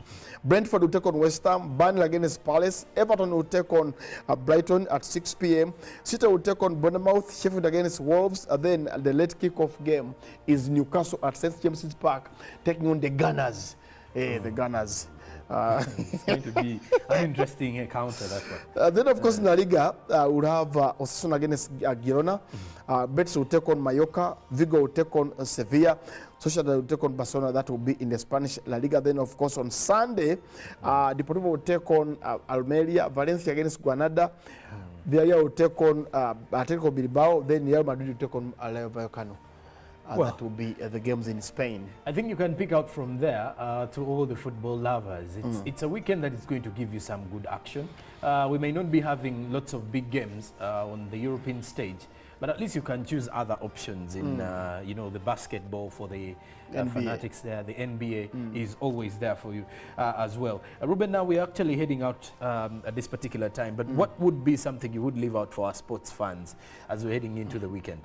Just enjoy yourselves over the weekend. Go catch the game. Don't hate each other because Ruben supports AC Milan, so he has to support the English Premier League. No, me and soccer friends, if Sako supports Arsenal, it's okay. If Arsenal is beaten, I saw a news, a fan died died because of a team losing a game. Why would you die for a team that doesn't putting all your emotions Hey, into why the would team? you do that? We've seen, we have been part of the team where Express is beaten so many times. I've never seen people fight because of a lost game. So what I can tell of sports fans is, yes, we all love sport, but let's not lose our dignity because of the sport or our lives. If a team is beaten, it's okay. In a game of sport or in any sport, there must be a loser and a winner. And the winner. Yes. So, and we have to congratulate the winner as the loser also starts, pulling up their stocks for the next encounter. And of course, that is it for GMU Sports this morning. We've been having Ruben as well. On Monday, he'll be here to give you what has happened all over the weekend. And but as Fulham well, is a sure win here. Against Manchester. The Fulham. Ten Hag boys will definitely be. They're like Chelsea. And on Monday, Chelsea is playing Tottenham. So Ruben will be giving you more of that. How can you even forget that London derby? Because I know you love technical matches like that. I think Ruben will be giving you more of that one on Monday. She's a Chelsea fan. Meanwhile, stick around to Good Morning Uganda. Chantal returns with our guest artist this morning.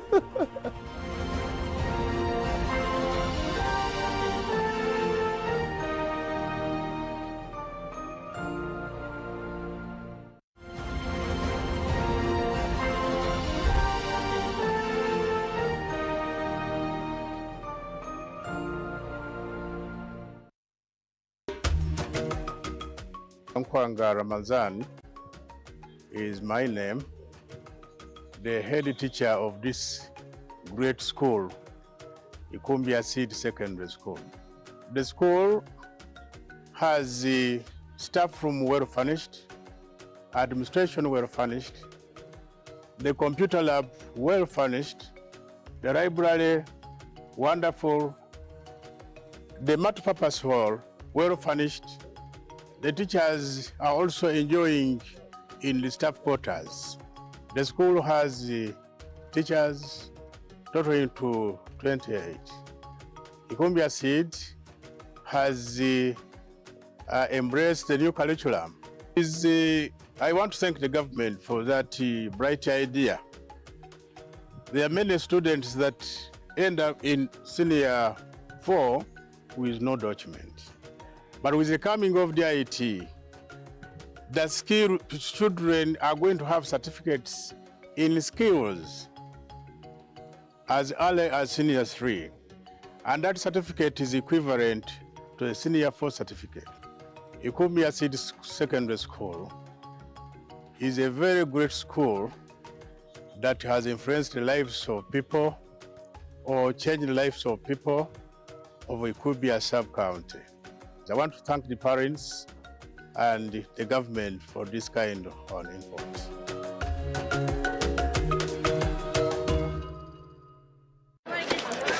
Junko. Yo. Check the shopping, man. What's your secret? Haven't you heard of the parish development model, PDM? Yes, I did, but I thought it was just a talk. No, Sebatia. It is real. I and a few friends together formed a circle, accessed money from the PDM, invested in a poultry project, and now things are moving.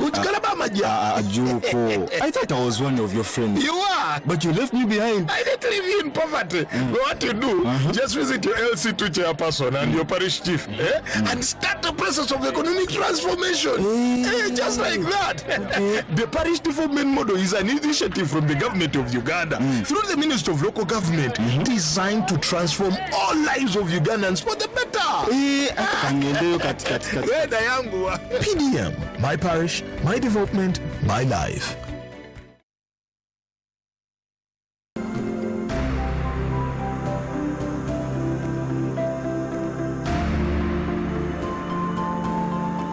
So this is my general perception. One, that this project entered in strategic areas of government, but that it has created a base for the now last mile strategy, which is the parish development model. And therefore this base that it has left will help us actually, and I'm sure we'll get better results in a Chore area and Ajumani when we are implementing the parish development model.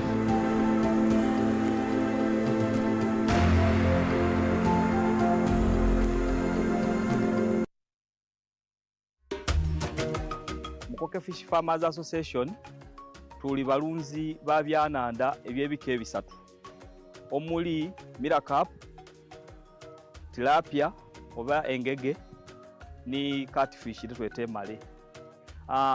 Group eno twatandika twali abantu basatu nga tulingirira obwetaavu obwebyenanda obw'obwivwa eno okubona nti tufuna okasente akava mu maadi agali gatambula butambule nga gatubita ku wano ng'ekirabo. Twatandika ni fish pond ndala mu mwaka gw'2018.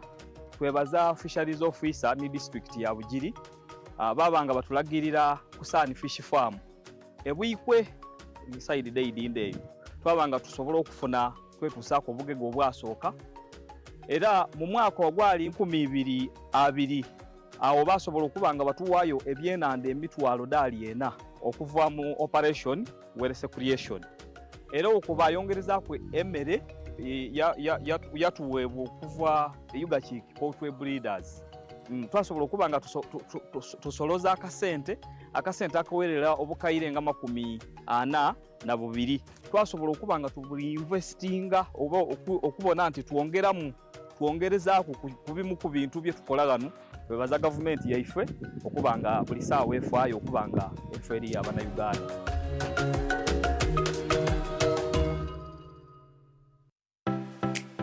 UBC is the national public broadcaster. We educate, inform, entertain, and inspire our audiences. You can watch us on free-to-air channel 001, DSTV channel 282, GoTV channel 371, Star Times channel 201, Zuku TV channel 20, and Azam TV channel 350. Even when your subscription expires, you can still watch UBC for free on your pay TV platforms.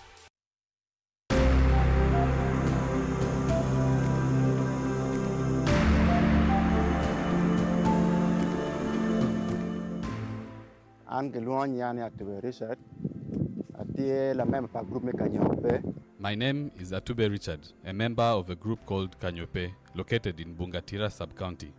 This group started in 2008, but the Prelnol project started supporting us in 2009.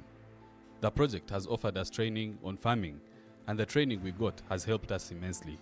We used to farm in a traditional way, planting a variety of crops. But when the team from Prelnor approached us, they asked us to choose particular seeds to grow which can yield very well in our area. We chose groundnuts and rice, which we are growing. With this kind of farming, the project also taught us how to sell as a group after finding a market. The support from the project has been so good to us.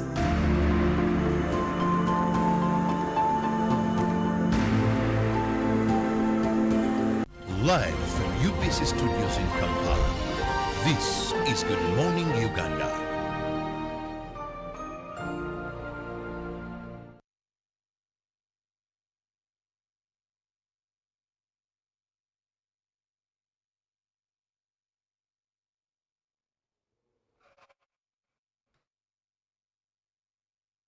You are still watching Good Morning Uganda special, Friday special, yes. And well, we are coming to close of the end of the show. And well, we are still here with Kenneth Nahabwe and still performing for us these songs that kind of give you a bit of nostalgia and then take you to a whole different place altogether, takes you back to your village, then brings you back to Kampala, stuff like that. And that is what we are doing. But of course, on set, also, I do have JP Live.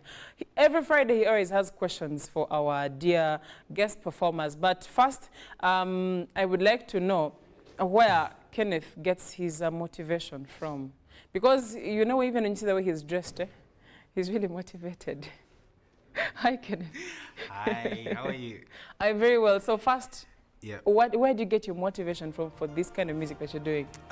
First of all, looking at, you know, the current trend of Afrobeat, we look at people who were there before, who started this thing, and people took it as local. But now it's trending. So I'm sure if we are doing this traditional music, years to come, it will be the pop music. of especially Africa? Yeah, of especially Africa. Another thing, personally, I love my culture. I'm a Mchiga, and Mchiga ndaruga kabare, and I mean, I draw my inspiration from my parents, who are so, you know, they're culturally oriented, and I mean, that's where I draw my inspiration from. Great. JP Life. What is the name of that you're holding? Because I have an issue with pronunciations when it comes to instrumentals. What is that called?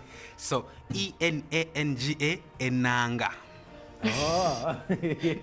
I don't know why I'm laughing, but let's move. Okay, Kenneth. Let's look at the kind of music you're doing, or the type of music you're doing today. Songo, why are you still laughing? Where do you vision yourself? And you know, what do you want to achieve with this kind of music? Is it highly appreciated in this country, or you still have, you know, a different target audience that you're looking at? First of all, the music is really appreciated. The problem is that we people to play and perform the music, we are few. Those who are able, I mean, they're not taking it to another level. Okay. So my dream is to see our traditional music, it be from Kigezi, from Uganda, from Northern, you know, like coming out in the limelight, and people really appreciate the music. They get to, you know, like if they listen to a track from, let's say, Kigezi, let's say Nkundila Bajenyi, and they are, you know, like they're dancing. The dancing vibe, you know, comes up. So that's where I want to. That's where my dream for this music is. And personally, I would want, you know, to be known for fusing this kind of music with, you know, current trends, because I have an experience with classical music, an experience with jazz. So I would want to see our traditional music, you know, be fused with these kinds of genres. Kenneth, have you got the chance of performing for audiences in these particular festivals that we've been having in the country? Yeah, sure. You know, the Owito Muka, Bachiga Nation. I've seen quite many that are you know, centered around promoting our cultures. Sonko, say that again. Owito? Owito Muka. Oh, Kenneth. This is Owito. Owito Muka. Kenneth, today I'm not surviving. First till Chantal. Chantal is a bully. Please, you know, Kenneth, what would be your moment, and where you would, let's say, looking back at some of those festivals or some of those stages you've performed? Yeah. Which is that stage that you look back and you felt more proud about yourself and realized that you're on the right path? Well, I've performed on quite many festivals. I've been to Milege, that was 2017. Okay. I've been to Bashiga Nation quite many times. But the stage that really stands out is when I performed in the French residence. That was last year. Wow, people enjoyed the music. I mean, as if they enjoyed music as if they were understanding the language, you know, and I was surprised, and motivated me the more, you know, to keep on pushing the music. And I mean, people really like it. Oh, okay. Yeah. Great. And well, of course, I think my last question would be, looking at yourself, what do you want to achieve? Do you want to set up a record label or something? Or what do you want to, you know, to establish in regards to the type of music you're doing? First of all, like you see my description, I'm an Afro classic fusionist. Classic in this sense, we're talking about classic trends, we're talking about pop music. So I would love to, you know, fuse this music with current genres. I've done that before. I have an EP, you can check it out. I have an EP called KJ. It was released in March this year. You can hear enanga, like traditional music fused with house and electronic music. And also, personally, I want to also, you know, be a star, but not known for the pop music, but known for the traditional music. And that won't only be my pleasure. I mean, like, it won't only be my pride, but it will be the pride of my region as well, where I come from. Right. Lastly, Kenneth Nahabwe. Last is being last. This is the last. do we have, how do we get you? That is one. Two, do we have any performances or any activities that are coming up that we should be looking out for, where we can come and, the Bashika called it Oksoma. Okuzina. Yes, that one, what he said. Yeah, in Rushiga. Okay. Oksoma. That one, yes. Any event that we have lined up for that, for Kuzina, Oksoma? Absolutely. First of all, I have a show coming up December 15th. It's called Tales of Kigezi. So we'll be enjoying more traditional music, storytelling. We'll be enjoying, you know, chants and the way of go. And wow, you don't want to miss this experience. I mean, it's so relaxing, you know, like taking you back in the days, telling you stories of what transpired. And it will be at Alliance Française, 15th December. Early bird tickets are at 20K. Then on the entrance, it will be 25. Please come through. You don't want to miss, and then later be like, I wish I had come. If you want to follow up and know more about me, I'm on every social media platform. You can search Kenneth Nahabwe, Kenneth with a single N. You'll see a lot of music there. I've done collaborations. We have a recent song, Ndabaho, which is trending. Wow, you'd want to check that out. I have an EP called Keije. You'd want to check it out. It's a lot, it's a whole list.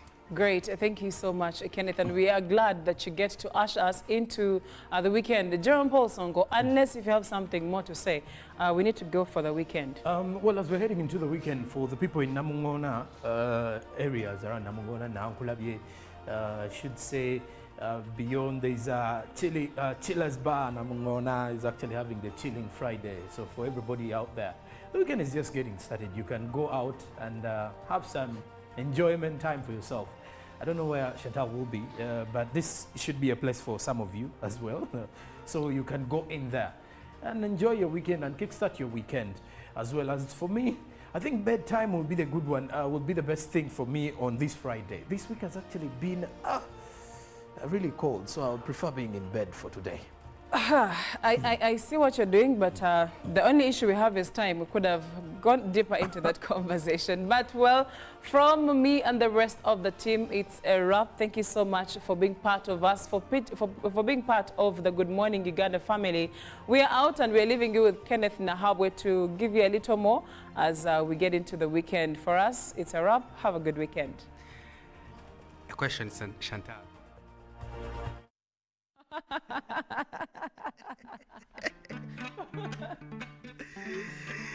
Yeah. Ya mwena ngwe.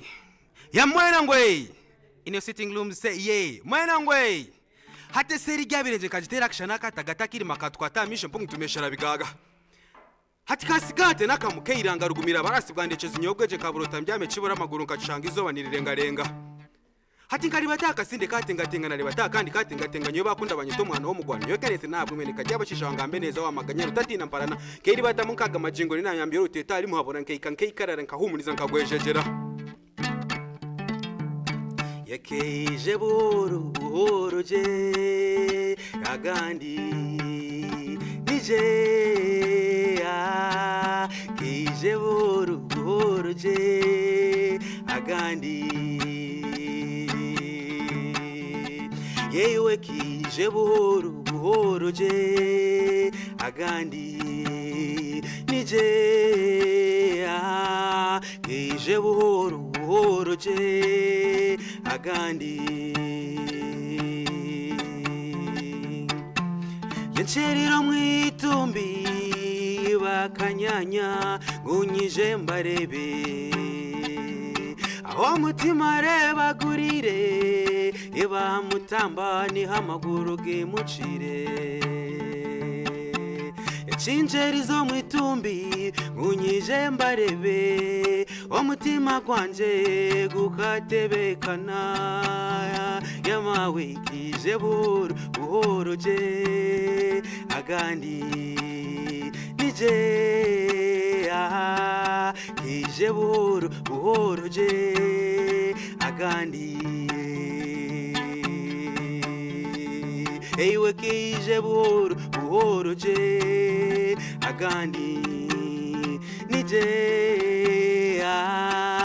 keije buhoro buhoro je agandi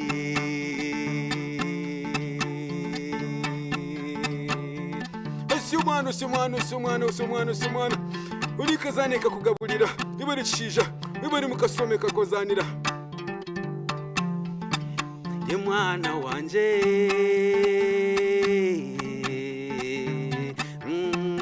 ogwane masheja omunsomu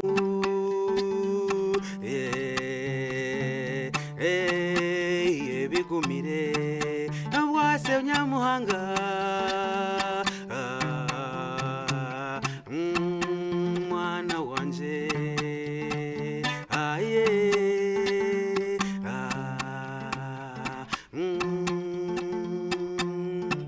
aborareba barinkiwe nyamuhanga kabazimurira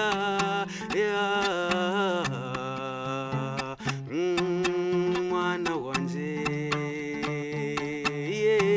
ogwane mashija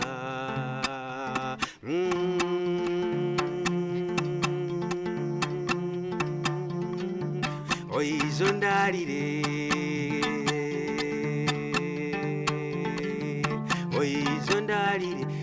oizo ndarire mwana oizo ndarire owitukabare mwana oizo ndarire yekamucumandinga urero izo ndarire yeiwa izo ndarire gwakata no gwamukaga nsibe niwe sande nze kushoma jorewe izo ndarire owitukabare mwana oizo ndarire oizo ndarire jorewe nkakukunda burenje jorewe imwana wayera we jorewe yeiwa ijo ndariro gwa katano gwa mukaga nsibe ni we sande nza kushoma jorewe ijo ndarire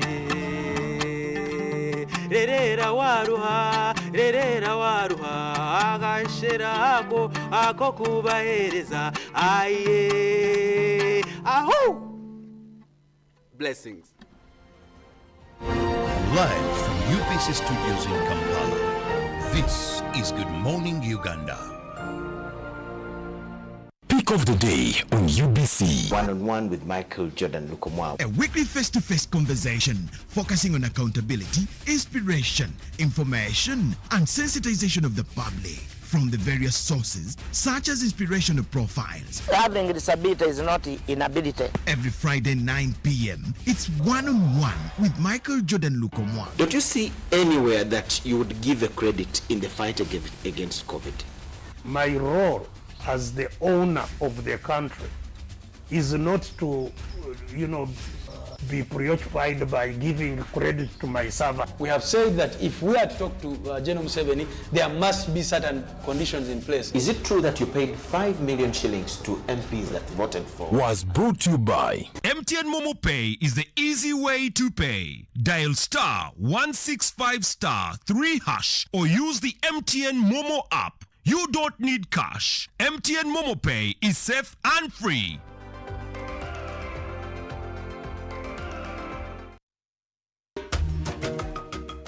Nkwanga Ramazan is my name, the head teacher of this great school, Ikumbia Seed Secondary School.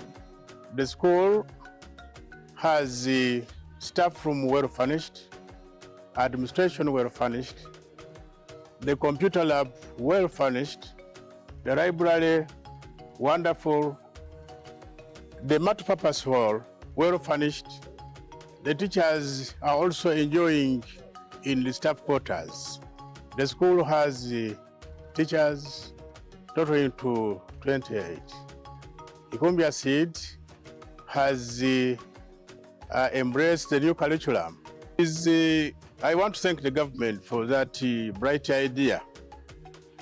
There are many students that end up in senior 4 with no document. But with the coming of the IT, the skilled children are going to have certificates in skills as early as senior 3. And that certificate is equivalent to a senior 4 certificate. Uganda City Secondary School is a very great school that has influenced the lives of people or changed the lives of people of Uganda sub-county. I want to thank the parents and the government for this kind of influence.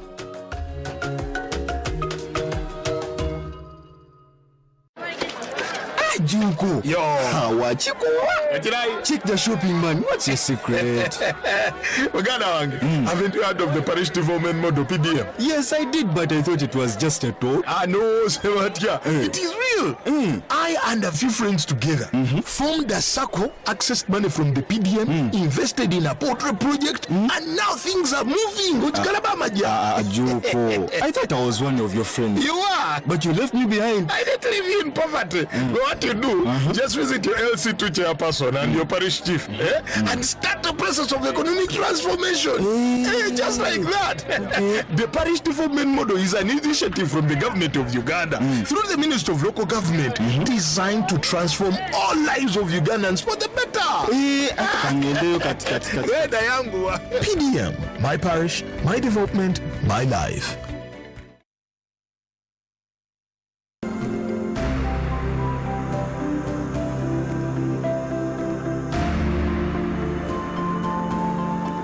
So this is my general perception. One, that this project entered in strategic areas of government, but that it has created a base for the now last mile strategy, which is the parish development model. And therefore this base that it has left will help us actually, and I'm sure we'll get better results in a Chole area and Ajumani when we are implementing the parish development model.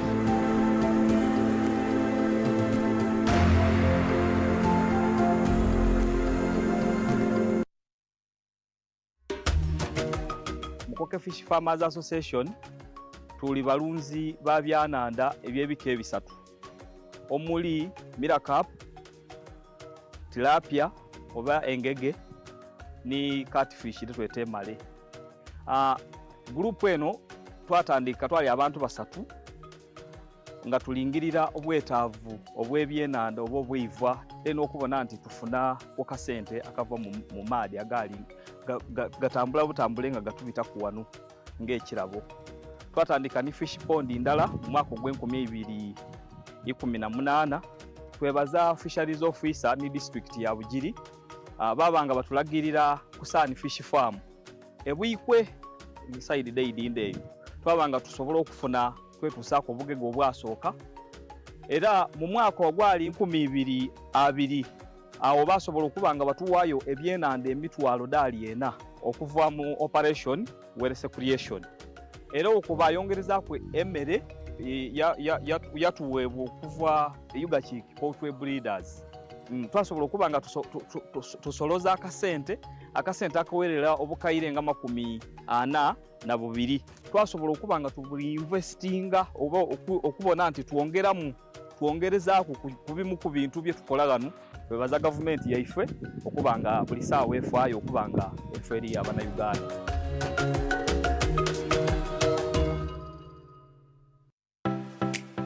UBC is the national public broadcaster. We educate, inform, entertain, and inspire our audiences.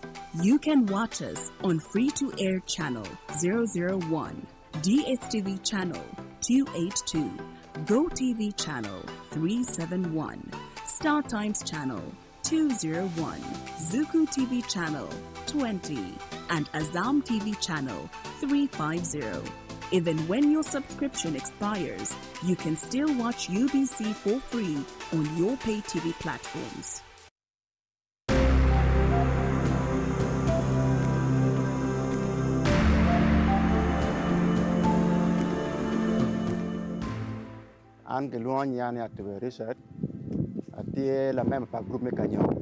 My name is Atube Richard, a member of a group called Kanyope, located in Bungatira sub-county.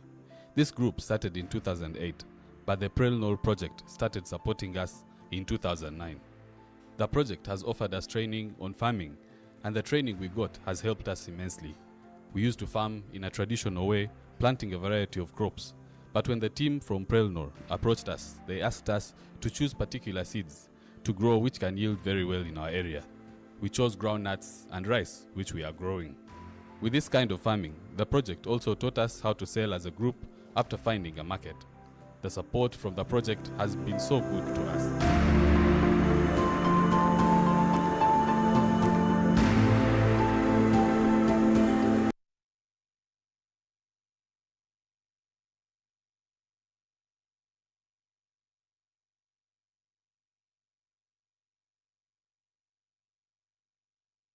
Pick of the day on UBC. One-on-one with Michael Jordan Lukomwa. A weekly face-to-face conversation focusing on accountability, inspiration, information, and sensitization of the public from the various sources, such as inspirational profiles. Having a disability is not inability. Every Friday 9 p.m., it's one-on-one with Michael Jordan Lukomwa. Don't you see anywhere that you would give a credit in the fight against COVID?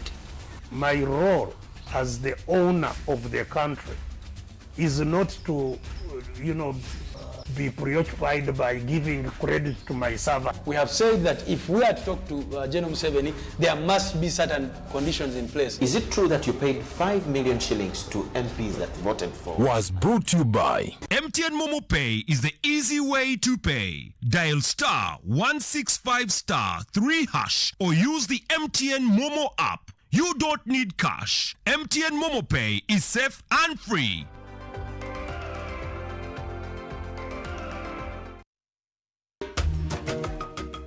Nkwanga Ramazan is my name, the head teacher of this great school, Ikumbia Seed Secondary School. The school has the staff room well furnished, administration well furnished, the computer lab well furnished, the library wonderful, the multipurpose hall well furnished. The teachers are also enjoying in the staff quarters. The school has teachers totaling to 28. Ikumbia Seed has embraced the new curriculum. I want to thank the government for that bright idea. There are many students that end up in senior 4 with no document. But with the coming of the IT, the skilled children are going to have certificates in skills as early as senior 3. And that certificate is equivalent to a senior 4 certificate. Ikumbia Seed Secondary School is a very great school that has influenced the lives of people or changed the lives of people of Ikumbia sub-county. I want to thank the parents and the government for this kind of input.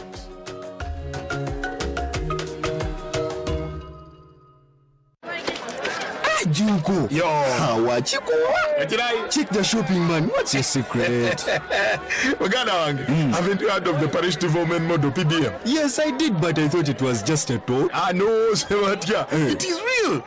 I and a few friends together formed a circle, accessed money from the PDM, invested in a portrait project, and now things are moving. Junko. I thought I was one of your friends. You are. But you left me behind. I didn't leave you in poverty. What you do, just visit your LC2 chairperson and your parish chief and start the process of economic transformation. Just like that. The parish development model is an initiative from the government of Uganda through the Ministry of Local Government designed to transform all lives of Ugandans for the better. PDM, my parish, my development, my life.